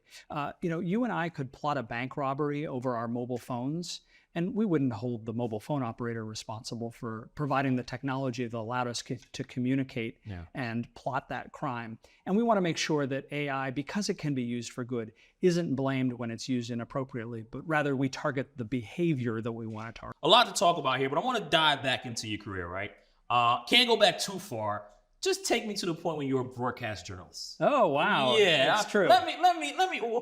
Why did you get out? Why didn't you want to join us? Well, I was raised being constantly told that I had a great face for radio. Yeah. And so it was an obvious destination for me. I did have an opportunity earlier in my career to work for a public radio outlet as a reporter and for a CNN radio affiliate as a news anchor. I loved every minute of it, enjoyed it very much, but then decided to go to law school and pursue a career in communications law, which allowed me to combine my interest in media with an interest in the law. Yeah. And I ended up at the Federal Communications Commission here in DC. That's what brought me here 27 years ago. So. And you never looked back.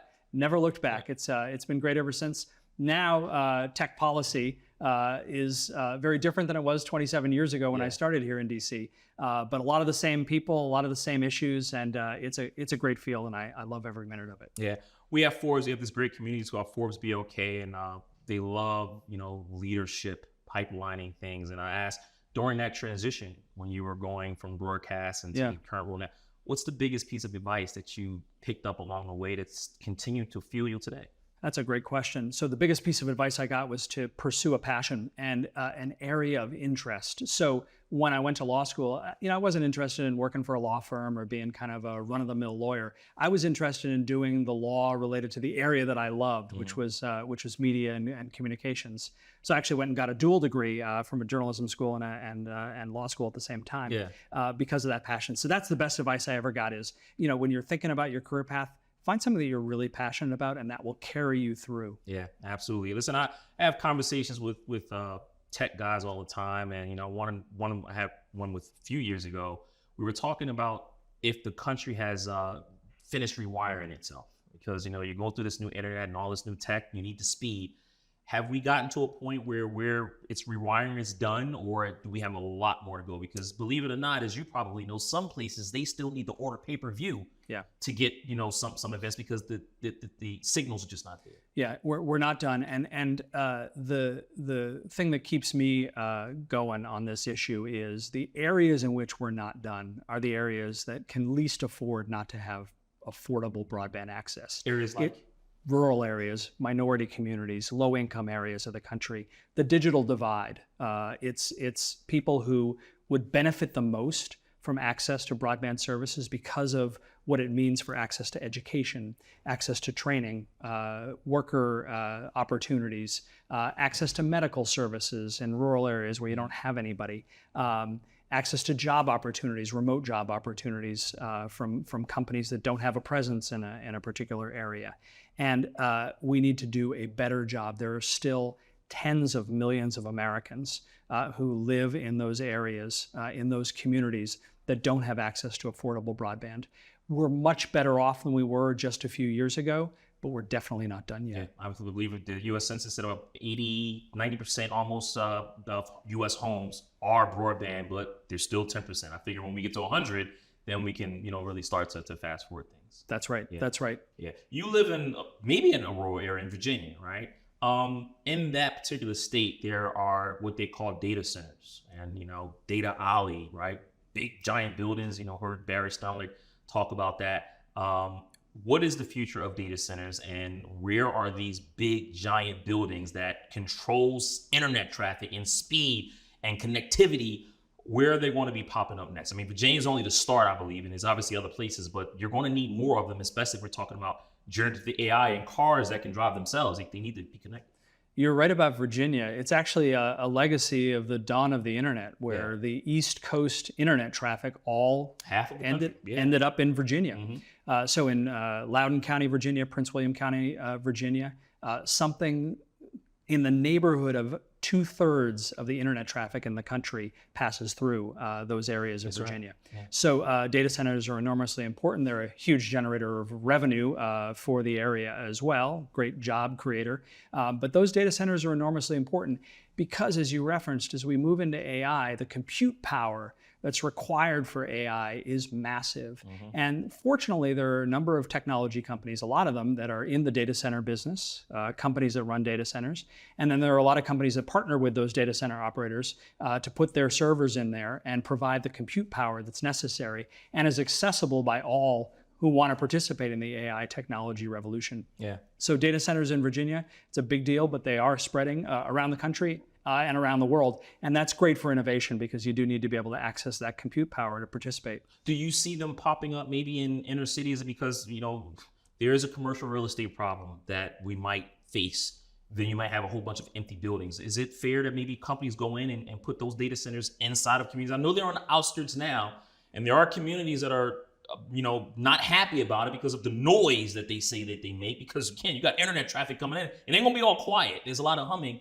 But can you envision maybe some of these buildings that we may see downtowns and cities turning into data centers to maybe help the traffic a little bit? Yeah, you may have hit on the next great technology business plan right there. And I don't want to make sure that I give me the credit for that. I don't want to take that away from you. I don't want to take that away from you. Data centers are massive in their size and scope. So the reason they're generally in more rural areas is because of the footprint they occupy, and they also require access to utilities. So it's sometimes difficult to place those in urban areas, but you may have hit on something that would be the inner city recovery that the nation needs. Yeah, innovation, right? Listen, out of those companies you mentioned, Microsoft, Google, Oracle, IBM, those are just 4 that are battling for the footprints and the data centers. Out of those 4 I mentioned, which one would you say has a significant lead or maybe in first place right now? Is it Microsoft because of OpenAI? Yeah, you hear a lot about Microsoft, you hear a lot about Google, a lot about IBM, a lot about Meta. They all have large language models that they're deploying, but Amazon is doing it for their ecosystem. Apple is talking about it. They just deployed a new technology that we're all going to be wearing on our faces in the coming years. So those companies are all, everyone you mentioned, part of the revolution of AI. And they're all addressing it in different ways and coming at it from different angles. You mentioned Microsoft's partnership with OpenAI. I think OpenAI is responsible for bringing AI to a lot more people's attention than had before it launched. And it's hard to believe it was just a year ago that OpenAI really launched commercially for the first time. So Microsoft is very focused on consumer applications and bringing it into their suite of products. Google's very focused on improving search as they do and making it even more functional and more effective for those of us that rely on Google to find things that we need on the internet. IBM is deploying a lot of corporate tools for companies to take advantage of AI. And then you jump over to companies like Siemens, which is using AI to create more efficient assembly lines and improve the manufacturing process and allow companies to use digital twins and map out improvements to the manufacturing line virtually using AI rather than having to build it and find out it doesn't work. So a lot of different use cases and a lot of different companies benefiting. Yeah, well, you touched on one of the companies, again, OpenAI. When you hear the name Sam Altman, what comes to mind? Innovation. I think he's been responsible for, again, bringing this to the attention of the masses. in a way that a lot of other companies did not succeed in doing. Sometimes when you bring something to attention for the first time, it puts a target on you. Yeah. And he's had to deal with a lot of that. But I do think he's done a terrific job of playing an education role. I mean, he really has spent a lot of time, for a guy who's running a company, spent a lot of time on Capitol Hill, educating policymakers, helping them understand about the benefits, providing a demonstration of the technology so they can really see how it works and how it benefits people and doesn't harm people, despite some of the stories that are out there. So I think he's done a great job. Yeah. Well, a few more questions. I'll let you get out of here because you're CEO. I know you're very busy. The first being, what's Jason Ockman looking at in 2024? We're in February now, the rest of 2024 when it comes to tech. Yeah. Outside of AI. Yeah. So the technology industry is innovating on a number of fronts.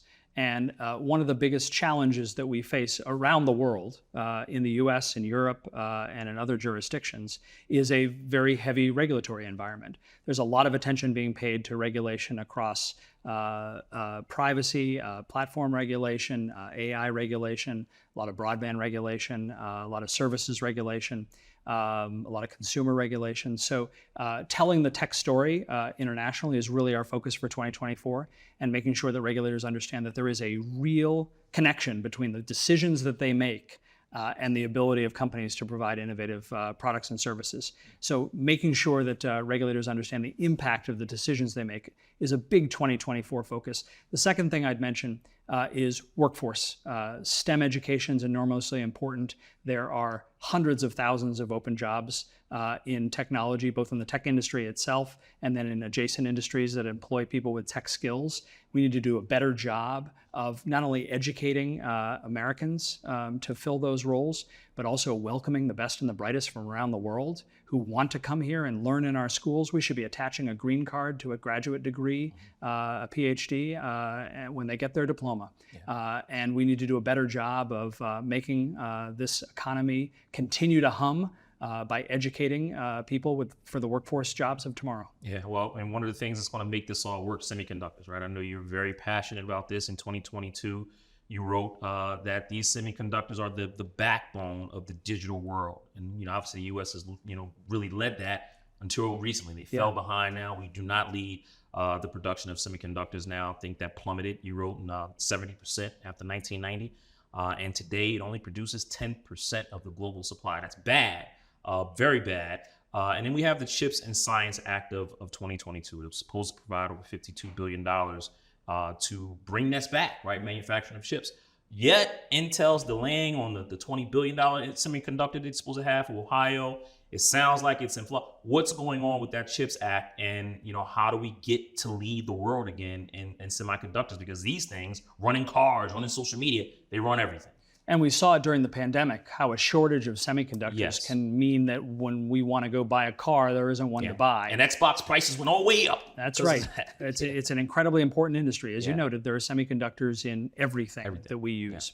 Yeah. And the country that invented the semiconductor, having fallen so far in semiconductor manufacturing, is something that needs to be addressed. And Congress did that with the Chips and Science Act, more than $50 billion in investments in infrastructure and semiconductor manufacturing here in the US. It's important for economic security. It's also important for national security. We want to make sure that the critical next generation of semiconductors are made here in the US. Yeah. Now, what's great is there is worldwide interest in coming and investing here in semiconductor manufacturing. Intel is building, but so is Samsung, so is TSMC. Companies from around the world are coming and taking advantage of the Chips and Science Act. Now, most of the funding hasn't gone out the door yet. The implementation work that the administration is doing is still underway. So I think that's one of the reasons you've seen some of these projects start up but not come to completion yet, because the implementation of the CHIPS Act still needs to happen. 2024 will be a big year for that implementation, and we fully expect that manufacturing pace to just increase, which is the goal of everybody. As you noted, it's really important that semiconductor manufacturing take place here in the US, and the Chips and Science Act is going to help make that a reality. Yeah. Right now, China's, I believe, leading with Taiwan is making China's, and you have to get that stat back, right? You have to. How far do you envision the US until we take that lead back of producing semiconductors? Yeah, China has done some industrial policy in the semiconductor industry that has made them the worldwide leader in manufacturing, and that's not where we want to be, both again for economic reasons and for national security reasons. China does a better job in providing investment tax incentives for investment. They have invested directly in manufacturing facilities in China, and we have some catch-up work to do. But we're going to do it, and the CHIPS and Science Act is an important start. And the announcements you've seen from Intel and TSMC, Texas Instruments, Samsung, and others about manufacturing in the U.S., that's a testament to the fact that the program is going to work. And I have every confidence that the semiconductor manufacturing industry is going to return in force to the U.S. That's phenomenal. I get you out of here on Good to Great. Jim Collins wrote his great book, Good to Great. The difference between a good tech company and a great one. A great tech company is one that innovates and deploys that innovation for good. And that's what I think the hallmark of the ITI membership is.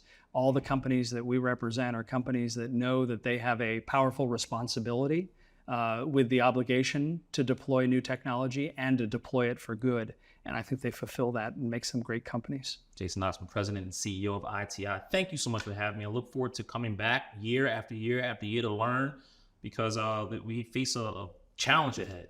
Critical infrastructure, semiconductor, data centers, right, and all of that. And we got to get you back on the broadcasting side. So we're going to make that happen. We appreciate that. And we're very grateful for your being here. Appreciate the opportunity for the conversation. And thank you. Thank you. My name is Chris Gibson. I'm co-founder and CEO of Recursion. We built the company to take on a really important challenge in biology and medicine. And that is that today, 90% of drugs that go into clinical trials fail before they make it to patients. It's kind of an unbelievable statistic, but it's an important one. And what it suggests to us is that biology and chemistry are extraordinarily complex. And so we sought to bring great new tools like machine learning and AI into this field in order to change that statistic. We decided to turn to AI very early in the company. In fact, we founded the company already using basic machine learning classifiers that had come from academic work that I did with my co-founder, Dean Lee. We started the company in 2013. Within just a couple of years, by 2015 or so, 2016, we were experimenting with convolutional neural networks and full-blown AI. And today, as a company, we actually run the fastest supercomputer of any biopharma company in the world, where we train massive convolutional neural networks and other kinds of AI tools to take on this incredible challenge in biology. We implemented AI at Recursion on top of data. AI by itself is nothing without the data that allows you to train it. And what we spent a lot of our time on in the early days wasn't training the algorithm, so to speak. It was building the biology data that would help us do that well. The data didn't exist, except in a very few number of places. And so we had to build robotics to do millions of experiments every week with real human cells, with real chemicals and real biological perturbations, and using things like CRISPR-Cas9 to break genes. And so a lot of our time in the early sort of 5 or 6 years of the company was around building the biology. We've knocked out every gene in the human genome in multiple human cell types. We've profiled millions of chemical compounds in multiple human cell types. We have done experiments across all these different kinds of omics and stored all of that data in a way that makes it accessible to machine learning and AI tools. And what that means today at Recursion, if we want to go after a new disease, it begins almost like a web search. Our scientists, or today large language models that we've trained for this purpose, can go into this data set and automatically look for opportunities. And we can give those opportunities to our scientists, and it's like accelerating them at scale by multiple years for every one of the projects we want to go after. And I think this is a fundamental shift in the way drug discovery is being done and will be done in the future. And all of that thanks to both this approach and the incredible capabilities that come with leveraging AI. I would say if you're not already implementing AI to solve your enterprise issues, you are very, very far behind. It's not as intimidating to get started as it may seem. There are great companies out there who have already built tools that can be deployed, and I think the best place to deploy them is anywhere that you have toil in your organization. But I would also suggest you start looking for and hiring talent who's going to identify those next generation use cases for your company.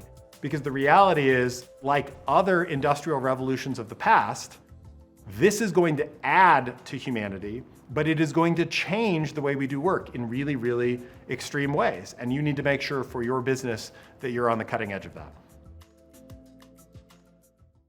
I think we often think about AI as like a Terminator, but really what I think we're seeing in the classroom, particularly with Brisk, is teachers are able to go back to more time in front of their students rather than behind a computer. Hey everybody, I'm here with Arman Jaffer from Brisk Education. Thanks for joining us. Yeah, I'm so excited to be here. So pretend I'm like 10 years old. I'm one of your clients. Sure. And explain to me what Brisk does. Yeah, so Brisk is an AI tool for teachers. Teachers spend over 20 hours a week on their computer away from their students. And so with Brisk, we try to automate that, try to speed up tasks like grading and lesson planning. So I'm a client of Brisk. I have your tools open. It's a Chrome extension, right? Yeah. What magic are you doing for me? Yeah, so imagine your students are submitting, assignments, like a writing assignment. You can open up that writing assignment, you can upload a rubric, and then get feedback on that assignment so that you can actually decide which piece of feedback you agree with and then share it with students. And so something that would normally have taken you maybe 20 minutes could be done in 2 minutes. Wow. So everyone's worried about, are the kids using AI? Are they cheating? Are they learning? Yeah. You're kind of giving an AI tool for the teachers to make their lives easier too. Yeah, exactly. But we think of it as like a way in which they can actually provide more feedback to their students. So students really appreciate it because, they might have to wait 2 to 3 weeks to get feedback or a grade. And now with Brisk, a lot of the teachers are able to give them more opportunities to improve their work before they submit. So this AI tool for let's say an essay or a paper, yeah. It's kind of like giving the teachers like a first pass, like a summary of like what was hit on in the essay, and are the teachers still reading the essays? Yeah. So they still have to make sure that the feedback is applicable, but rather than writing that feedback out themselves, they can just see some potential suggestions. It's kind of like autocomplete, right? You still are very much in control, but you don't have to type it out yourself. Do kids still hand in papers on paper, or is it all digital? Yeah, so that's actually this whole shift that I got to see over the last 10 years from when I was in high school, where we were still very much printing out assignments, to where we are post-pandemic, where almost every piece of student work that a student is submitting is now through the computer, through Google Docs, through Google Classroom, through Microsoft, and things like that. So post-pandemic, students, particularly in high school and middle school, are really not actually printing out things and submitting them. What were you doing before you started Brisk? Yeah, so you have a cool background. I appreciate that. So I spent 5 years at the Chan Zuckerberg Initiative. I actually founded, along with another engineer at Brisk, this product called Notebooks, which was like Google Docs, except much more tailored to the classroom. And so had the chance to lead a team there at the Chan Zuckerberg Initiative for a while. What did you do there? So I led a product team as a product manager, basically working with a couple of engineers and designers to launch this product. Okay, and what was your mandate? What was your goal? Wanting to create a product to do what? Yeah, so Notebooks tried to basically improve the quality of feedback that teachers gave on student work. It's a problem that I'm still working on, but pre-AI. So we actually built like Google Docs, except our own version called Notebooks. And so students would basically use this word processing tool to complete assignments, and then their teachers would kind of open up those notebooks and kind of provide grades. Wow. And tell me about, so you're at Chan Zuckerberg, which is obviously a really exciting nonprofit, cutting edge, very well funded. Obviously you have the backing of the Chan Zuckerberg Initiative. What was the spark that said, you know what, I'm going to leave this and start my own thing? I think one of the things that I realized over time was that education is a really there's so many facets to education, right? And one of the things that a startup provides is the ability to really start from scratch and to build something really quickly. And I think at philanthropies, which can provide a lot of resources, they often can't be as scrappy as, say, a startup. And so I think a lot of innovation kind of requires potentially a startup kind of format in order to kind of manifest. And so felt like a startup was a natural way to kind of push the bounds of what's possible. Gotcha. So how'd you get started? Well, I quit my job. I think that was a big leap of faith that I would be able to figure it out. I actually didn't have the idea for Brisk when I quit, but I just wanted to explore different ideas. And so you quit just to be like, I'm going to start noodling things out. It wasn't like you had this burning idea. You're like, I'm going to quit. Yeah. And kind of just burn the bridge and burn the ships behind me and just come up with an idea. Exactly, and honestly, seeing a couple of my friends who haven't quit their jobs, if you have the privilege of being able to quit your job and kind of figure it out, I think that is the best way to kind of start a startup, because you're seeing your bank account dwindle, and it creates a lot of pressure to like build conviction in an idea, which otherwise I think you can always, explore ideas for a long time. And so I've definitely seen folks who have quit their jobs tend to end up finding startup ideas fast. That's interesting. It's like you're putting all the cards on the table, Yeah. right? What about the idea for Brisk? Where did it come from? Yeah, so I worked on this product called Notebooks, right? And so I would call it a point solution because teachers already had so many tools. Actually, the average teacher in the US uses over 140 ed tech tools or applications or websites in a given school year. And so I basically kind of conceived of this new idea, Notebooks, which was like the 141st tool that a teacher would have to use. And so through that process, just like felt like the last thing teachers needed was another tool. Okay. And at the same time, seeing ChatGPT pop off and there's all these applications around lesson planning and grading that were just so obvious, I was like, how do you build something that isn't a tool that can still, speed up and build coherence and streamline a teacher's workflow? And so ended up kind of building conviction in this idea of a Chrome extension, because you could bring the power of AI directly to the tools that teachers are already using. And so that seemed like the natural thing, because if you think about one of the things that AI is really good at, it's streamlining, it's automation, it's speeding things up. But all those tasks teachers were doing were in the tools themselves. Okay. So you can't really build a platform to speed up things that teachers are doing in other places. And so a Chrome extension was a natural vehicle. Gotcha, so it kind of gave you like access to be everywhere people already are. Yeah, to follow the teacher around, to try to be helpful when it's necessary, almost like a Clippy for teachers. There you go, you're bringing Clippy back. I like that. Exactly. So you have this idea now for Brisk. Mm-hmm. Take me from, I have an idea to like, I'm hiring, I'm recruiting, I'm raising money. Like, how did that work? Yeah, I'm really fortunate that a lot of the folks that initially joined Brisk, I had worked with at the Chan Zuckerberg Initiative. Okay. So that core team was pretty much the same. The data scientists I work with, the founding engineers. And so kind of had this idea, kind of raised a little bit of money just off of the idea and kind of building it myself. I had not been a software engineer for 4 or 5 years before that, but kind of relearned some of it just to build a proof of concept to raise some money. And then brought over a couple of my colleagues that I really enjoyed working with. And from there, kind of, built it out. We launched about a year ago. Okay. And now 1 in 10 teachers in the US is actually using Brisk. 1 in 10? Yeah. How do you make money? Yeah, so we offer our tool for free to teachers because we think it's, teachers often don't have a lot of money to spend on tools. I remember like teachers when I went in high school, like they were saving to be able to throw pizza parties and things like that. Often we don't compensate our teachers enough. And so we build a really robust free tool for teachers. And then as teachers use that tool, they often go to their school district and say, hey, we really want the premium version. And so their school district will purchase the premium version. That was like, I did a story on Airtable, and their method back in the day was give away for free and have all the individuals at companies use it and then go to the head of IT and be like, hey, we need to get a bigger seat for this. So it's kind of like, you're doing grassroots. Exactly. Okay. And they pay you like a SaaS subscription, the school districts? Exactly. Yeah. Okay. Very cool. How much money have you raised? $6.9 million. What was that project? Did you go in there and like you're pitching AI big time over and over again? Yeah. How did I guess one of the things is I don't think I'm a great fundraiser. I think really for us, the compelling vision that a lot of investors really appreciated is kind of, we have this diagnosis about ed tech, which is that since the 80s, like teachers and school districts have purchased more and kind of built on more technologies. And so I don't know if you know what a student information system is, but it's like this, like basically where you track attendance and grades and things like that. And over time, we've just layered more and more technology onto teachers. And so kind of really, we think at Brisk, we really believe that entire suite of tools needs to be refactored or redesigned in the era of AI. And so that vision of basically building a compound startup that can rewrite the fundamental building blocks of the classroom tech stack was something that I think a lot of investors really appreciated, because what I think really happens is all these, basically in order to do innovation in ed tech, you have to really innovate at the margins of the core experience. You add yet another tool for teachers.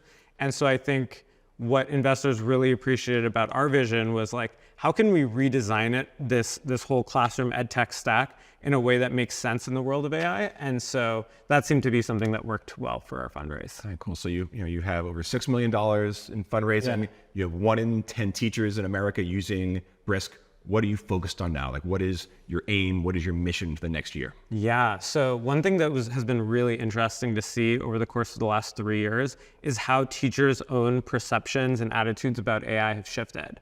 So when we started Brisk, the attention was completely on AI detection. I think you mentioned students using AI to potentially cheat. And so that was actually one of the tools we first started with. And then over the course of the last academic year, we saw a lot of teachers start to explore AI to do things like grading and lesson planning, to be able to do to streamline and speed up tasks that they're doing.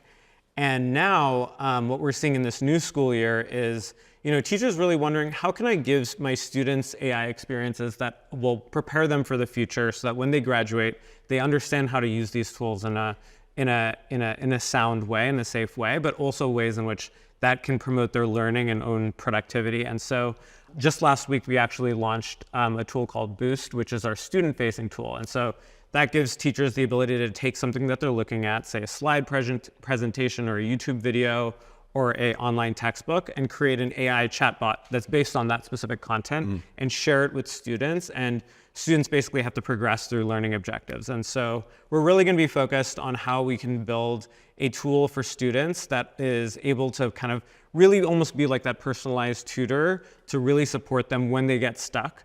Often, I don't know if this was you in the classroom when you were a kid, but if you're at the back of the class, you often you're either not engaged with the content because it's either too hard or too easy, or it just doesn't feel relevant. Dude, how'd you know? How'd you know? You know me, man. I think we all, in some ways, had like that type of experience in one way or the other, whether it was in high school or college. And so I think one of the real big potentials with AI is really to meet students where they're at, so that every student at the end of the class gets the content and gets the skills they need, but their journeys might look different. And so I think with Boost, we're really excited to be able to support students. How many employees do you have? 17. Gotcha. And how does that break down between sales, engineering, product? I would say we have 3 big functions, and I think they're split pretty evenly. So product, which is like engineering and design, marketing, and sales. Which language model have you built your AI on top of? Yeah, so we used a lot of the models that are out there. Basically, we found that different models are good at different tasks, and so we try to leverage them when possible. Okay, very cool. What is your prediction in the next year or two with AI? I mean, obviously, you're building the software, applying it to education. Like, the AI spectrum is everything from this is overhyped to like the Terminator is going to come and kill us all. Where do you fall in AI, and like what big changes do you expect to happen, or no change? Yeah, I feel like I watched the podcast Hard Fork, and they always ask, what's your P-doom, or like, are you a boomer or a doomer in terms of like how likely is AI going to shift things? Boomer or doomer, I like that. Okay. But I think I'm probably right around the middle. I don't have a strong perspective. I think often what we're going to see is like there was this whole excitement around just ChatGPT and like some of the obvious use cases, and I think what we're going to see over time is that we'll get more specific about specific domains like education, where you'll learn that it's really good at this specific task. And so I think there's a long tail of discovery around what AI will be good at. I'm not smart enough, I think, to have like a perspective on AGI and things like that. And for people who are in education now or want to get into education, with all this change happening, what advice would you have for them, or how do you see the role of teacher changing in this age of AI? Yeah, so I'll answer the second question first, which is I think teaching is going to become a lot more human. I think we often think about AI as like a Terminator, but really what I think we're seeing in the classroom, particularly with Brisk, is teachers are able to go back to their students to spend more time in front of their students rather than behind a computer. And so our vision is if we can speed up the things that teachers are doing on their computers, they can actually spend more time with their students. What are your bold predictions about the education world in the next couple of years? I think what's really interesting is, I don't know if you've been following the phone bans, but a lot of states are implementing phone bans where students aren't able to use phones in the class. Yeah, they put them in bags. Right? Yeah. It's like a Dave Chappelle show. They take the phones, put them in bags until the end of school, and then they give them back to them. Yeah, and so I think what we're going to see is like a maturing of our own perspectives around technology in the classroom, particularly with AI. I think, you know, a lot of the ed tech that was introduced in the classroom during the pandemic was out of necessity. And I think we're going to have like a real realization about what is the role of technology in the classroom and what is not the role of technology in the classroom. And so I'm excited to see where that goes, because I think it is important to try to understand what are the things that should not have have a technological angle. Are you pro phone ban? I don't have a strong perspective. I would ask teachers what, you know, in their specific classes, what would work for them. Thanks, Elon. Appreciate it. Of course. Thanks.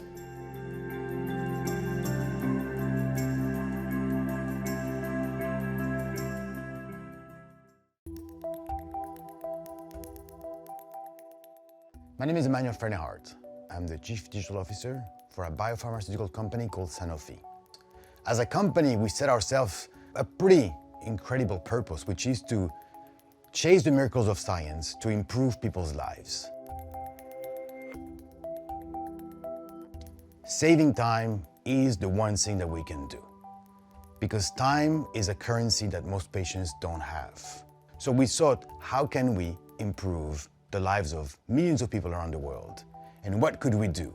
And technology and AI just came at the perfect meeting point. If you look at our cycle of developing a drug in our industry is very long. It can take 12 years or more to get from an idea, a hypothesis, to a treatment. 90% of drugs, unfortunately, fail. So 12 years with a 90% chance of failure. Those are really tough numbers. And so if we can use technology and we can use artificial intelligence to change that and shave time in those 12 years and increase the probability of success, then we all benefit from it. 4 years ago, when I joined Sanofi, it was quite a different company. The company had uses of artificial intelligence, but they were sporadic and they were not coordinated as such. You could see it in our factories, you could see it in our labs, you could see it in parts of the company. But we decided that we wanted to bring everything together and create a company-wide strategy, truly an enterprise vision behind artificial intelligence. And with that vision, we really came up with 3 categories of artificial intelligence that we want to differentiate ourselves. The first one is expert AI, the AI that you find in our labs, in our factories, the AI that is truly designed for the expert, those that will use it. If you're looking for a cell, for example, we have an AI for it. If you're looking for a deviation, we have an AI for it. The second category, and the term was coined by our CEO, is snackable AI, kind of like your Instagram of AI if you want, where you have at your fingertips recommendations that are available to you in an app that we co-created with a company called Eli Labs. That kind of technology is now available to thousands of employees. Over 22,000 people inside Sanofi have access to it, and they can make decisions at their fingertips. And the third category, and I think most of us have been exploring that category these days, is generative AI. There's a certain creative ability to generative AI, so we're able to create new content, localize it at speed, and reach patients and healthcare professionals faster than ever before. For our employees, we've launched something that we call Concierge at this point in time, which is kind of this idea that there is an element of help, digital help, that you can get to do activities that you really don't have to do on a daily basis. So we want to be able to book your holiday, inform your team when you're out, book sick days, do activities like that through a concierge, and a digital concierge, which is full of generative AI. That's been our approach. I think that approach will happen in all our lives, and we'll all have some sort of a concierge or multiple concierges that will help us for our day-to-day. Every time you launch something new and you bring a lot of innovation, of course you're gonna have some setbacks. There's moments of failures, and those failures are the moments of corrections. What we've learned is, first of all, the technology wasn't quite as ready as we had anticipated it. And so that was a humbling lesson. The technology also evolved much faster than we anticipated. When we had something fairly stable that we thought that was going to deliver value, quickly a new technology was available that superseded it. So you've got to be wise about innovating at speed, but also be willing to sacrifice what you just developed, because something better comes just after. When you're looking at implementing AI, there's a risk of doing a little bit of too much and really not going deep. So we thought that we wanted a strong governance. We created a Gen AI board. And in that governance, we select use cases or value theories, as some call them, that have a tremendous amount of potential impact for the company. Whether it be creating top line, shaving time, just the impact is an element of selection. And then we agree that we're going to go deep. We don't want to sprinkle dust. We just want to go deep and solve a problem from the ground up and truly deliver on the value that it can generate. That's been, I think, one of our recipes of success. And that, I think, has been our biggest lessons learned in generative AI. Just focus on what value you're trying to generate, ensure that you have the right level of technology test benches, and then deploy it as fast as possible in your production environment so you can learn from it. I think too many people shy away from putting things into the real world. POCs, proof of concepts, prototypes are shallow. They don't deliver value. They deliver a hypothesis. Testing the hypothesis in the real world with minimum viable products that you put in the hands of your users, your clients, your patients, is far more powerful. Have I seen something that scares me? Not really. No, Because I see it and I think about the code that's being You're written. on the cutting edge of AI, nothing scary. The technology isn't scary to me at all. But the societal impacts and how we react, that could be scary. So it's very important that the government get involved and help with retraining and education, and that companies are responsible and help with retraining and education. Hi everyone, I'm Kenrick Kaya. I'm a staff writer at Forbes, and I'm joined by Konstantin Buehler, a partner at Sequoia Capital. Sequoia, Forbes, and Meritech Capital, we work together on the AI 50 list, which we're here to talk about. It's the 6th year of the list that identifies the most promising AI startups in the world. So Konstantin, tell me a little bit about what you do at Sequoia and how that relates to your role with AI 50. You got it, Kenrick. Well, it's been fun working on this list with you for several years now. Absolutely. And my background is actually as an AI engineer. So I got into this as a student. I did my undergraduate work in stochastic modeling and my graduate work in natural language processing AI at Stanford. And I was lucky enough to be there at a time over a decade ago when the transformation from classical AI to deep learning AI was happening. What that means is we went from more basic algorithms to algorithms that were based on the neural network that is so powerful today. Right. That completely changed the trajectory of my career, and I've been totally focused on the impact of technology, and in particular, the impacts AI can have. So tell us about this year's list and your observations from it. What really stood out to you? And yeah, what are your takeaways from the companies that made it onto our list this year? It was hard getting to the final 50 because there were so many great candidates. What was special about the companies that got to the final 50 is this year, I'm pretty sure almost all of them, and you'd know because you've seen the final numbers, had great revenue and fundamental financial growth. Right. Like that's pretty new and exciting for the AI industry, that businesses are really demonstrating great revenue growth, and AI companies are also really nice businesses. Part of why that's happening is because we see a lot of this year's list in the productivity space. So we have new companies on the list this year like Notion in the productivity space, and they were historically a productivity company along the lines of the best possible note-taking and online knowledge repository. Sequoia is an investor. We are, and you just wrote an article about it. That's right. So we want to hear about that. Right. I'm about to ask Yes. you about that in a Great, second. great. But Notion's an example of that, and now they've got this great QA, which is able to answer questions way faster. So Kenrick, I just mentioned Notion. Why'd you pick Notion, and what'd you learn about it? Yeah, absolutely.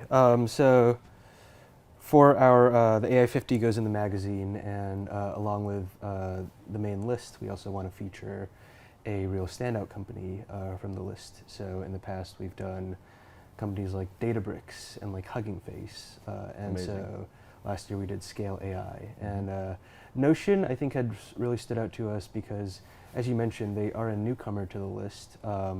However, they've been around since 2013, and they've grown into a very formidable company, as you all know.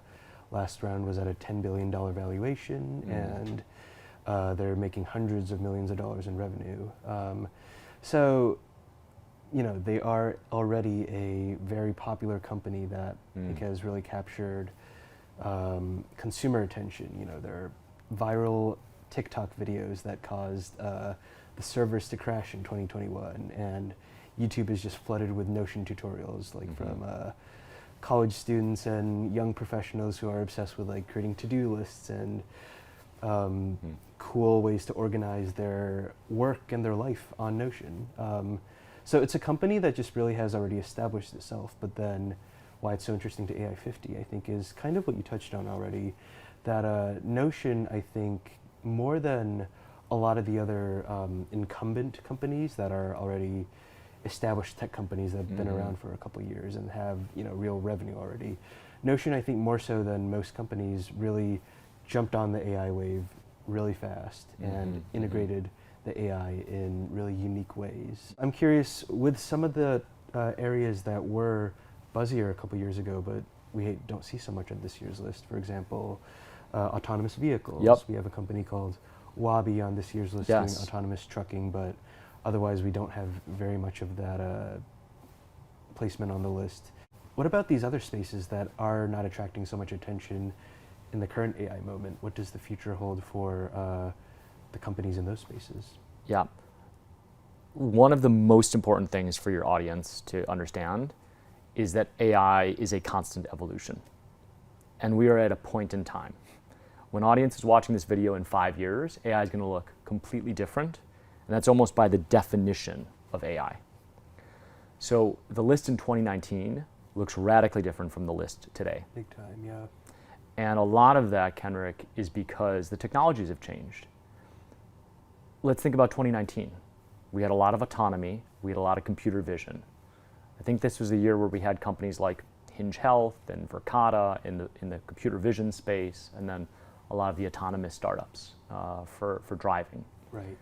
And you think about hype cycles, that was a peak moment. That was a moment where computer vision and autonomy was at a high end of the hype cycle. And you think about the Gartner hype cycle chart, those are probably at the latter end of the hype cycle, as in they're not necessarily front of mind, but I'm very confident they're going to be super important trends. Computer vision, this idea that a computer can understand what it sees, was near magical when I was in grad school and we were working on this kind of stuff. It was a breakthrough idea. And we're seeing computer vision all of a sudden have pass its hype, but have a really good effect in industrial settings, in retail settings, and commercial, and even in houses. Another thing that I think is somewhat overlooked at the moment, but will be critical, is autonomy. I mean, I have been in a Waymo vehicle in San Francisco, and it is fabulous. And they've gotten better and better. The first time I was in one of these vehicles, it was choppy. Now it's smooth, and we're operating in and out of streets and with stop signs in residential areas. It's exceptional. Konstantin, I'm curious, you know, you spend so much time looking at the AI space. Yeah. How do you use AI in your personal life? And I'm also curious to throw a curveball. Are there things that you're seeing with the AI that are starting to scare you at all? So yeah, AI has been part of my life for 15 years. And so I try to use it a lot. So everything from mundane tasks, like I now, anytime I can work alone, have my AirPod Maxes on, and I talk to my computer to write emails, and I read them with text to speech. I can move really quickly that way. I also use it to write things. So for memos, I now use AI in order to help speed things up. When I get up the curve on a new company, I also use generative AI to help me understand a market. And one thing that I think is pretty unique is I've gotten to the point where I use a lot of AIs in competition and in unison. Okay, interesting. So I use a product called Dust, which is in the Sequoia portfolio, in order to call not just GPT-4, but also Mistral and Gemini and Claude 3. And call means what? And I basically say, instead of GPT-4, I say at GPT-4, just like you would in Slack. Yeah. At GPT-4, at Claude 3, at Mistral Large, at Gemini. Tell me a little bit about Forbes. I see. Mm-hmm. And they will each come up with an answer. Their answers will compete. I'll see them in real time. And then I can say, at GPT-4, build on Claude's answer, because I like their first answer. Mm-hmm. And they basically collaborate and compete with each other. That's been a critical change in my workflow. So those are some ways I use it day to day. Have I seen something that scares me? Not really. Because I see it and I think about the code that's being written. You're on the cutting edge of AI, nothing scary? It doesn't scare me. I mean, I see it and I think about the code that's being written. And I say, okay, I know where this is coming from, roughly. And I know how they got there.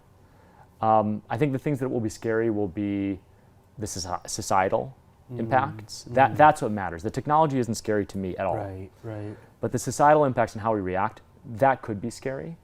I mean, there's an unfortunate reality is when you have cost savings, that will probably affect jobs, maybe a lot of jobs. So it's very important that the government get involved and help with retraining and education, and that companies are responsible and help with retraining and education, and that they make sure that AI is augmented intelligence, not artificial intelligence, that it's a technology that makes people better so they can do more productively and have a better life as opposed to being replaced. We don't want that. It'll be interesting to see what happens and how AI 50 evolves in those years to come. Thank you so much for all the time chatting with me about AI 50, Constantine. Kenrick, thanks for doing it again this year, and congratulations to all the companies.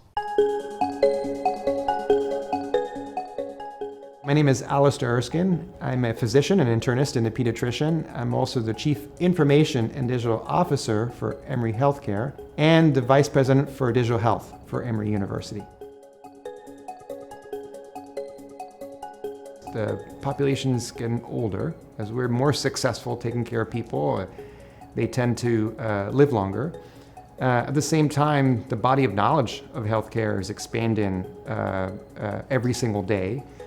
And the amount of regulation and need to be able to make sure that we follow certain prescribed ways of taking care of patients and bill patients a certain way, et cetera, is all but increasing.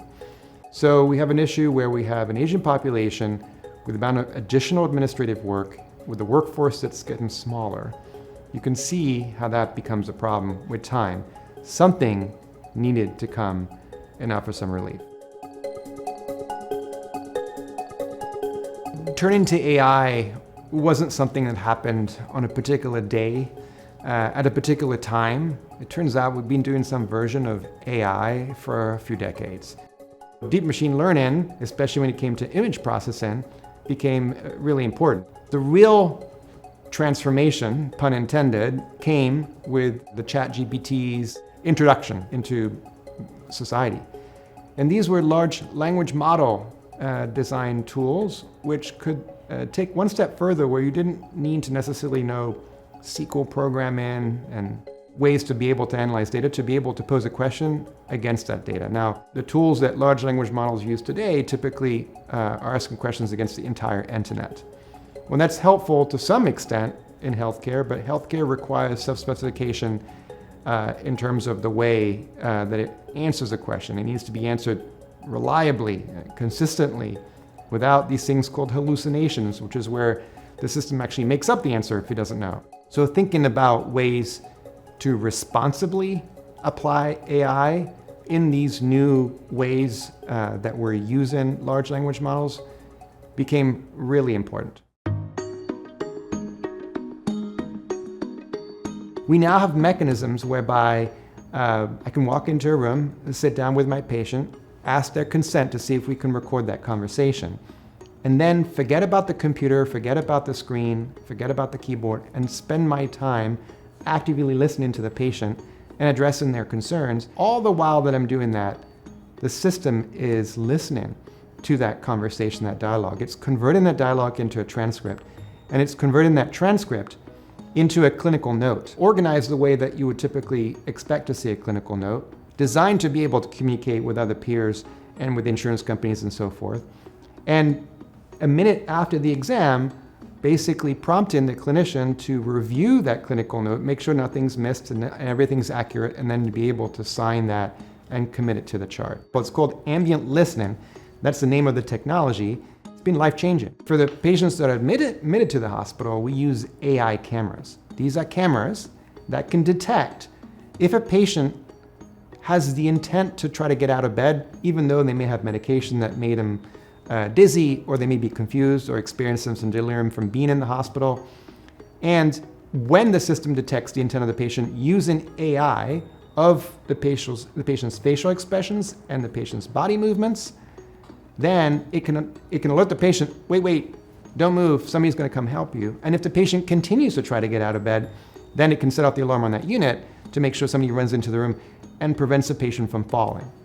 It also can detect as a patient's developing a pressure ulcer because they haven't moved in 2 hours and need to be turned. These kinds of technologies are helpful as adjuncts to care to be able to make sure that do no harm when somebody comes into the hospital, that they're not worse off than when they arrived.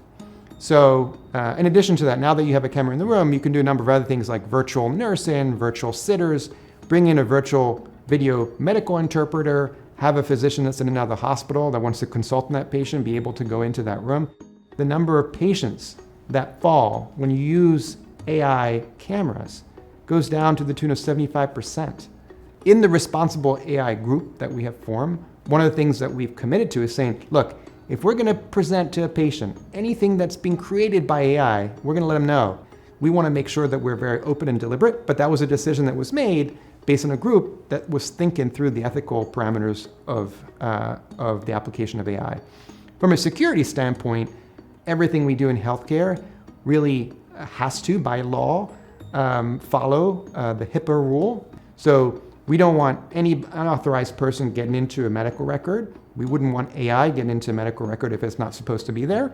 And we use the same tools to protect privacy and encrypt information in AI as we do in anything else that we do in healthcare. It's getting to be to the point where it's standard of care. There won't be a choice.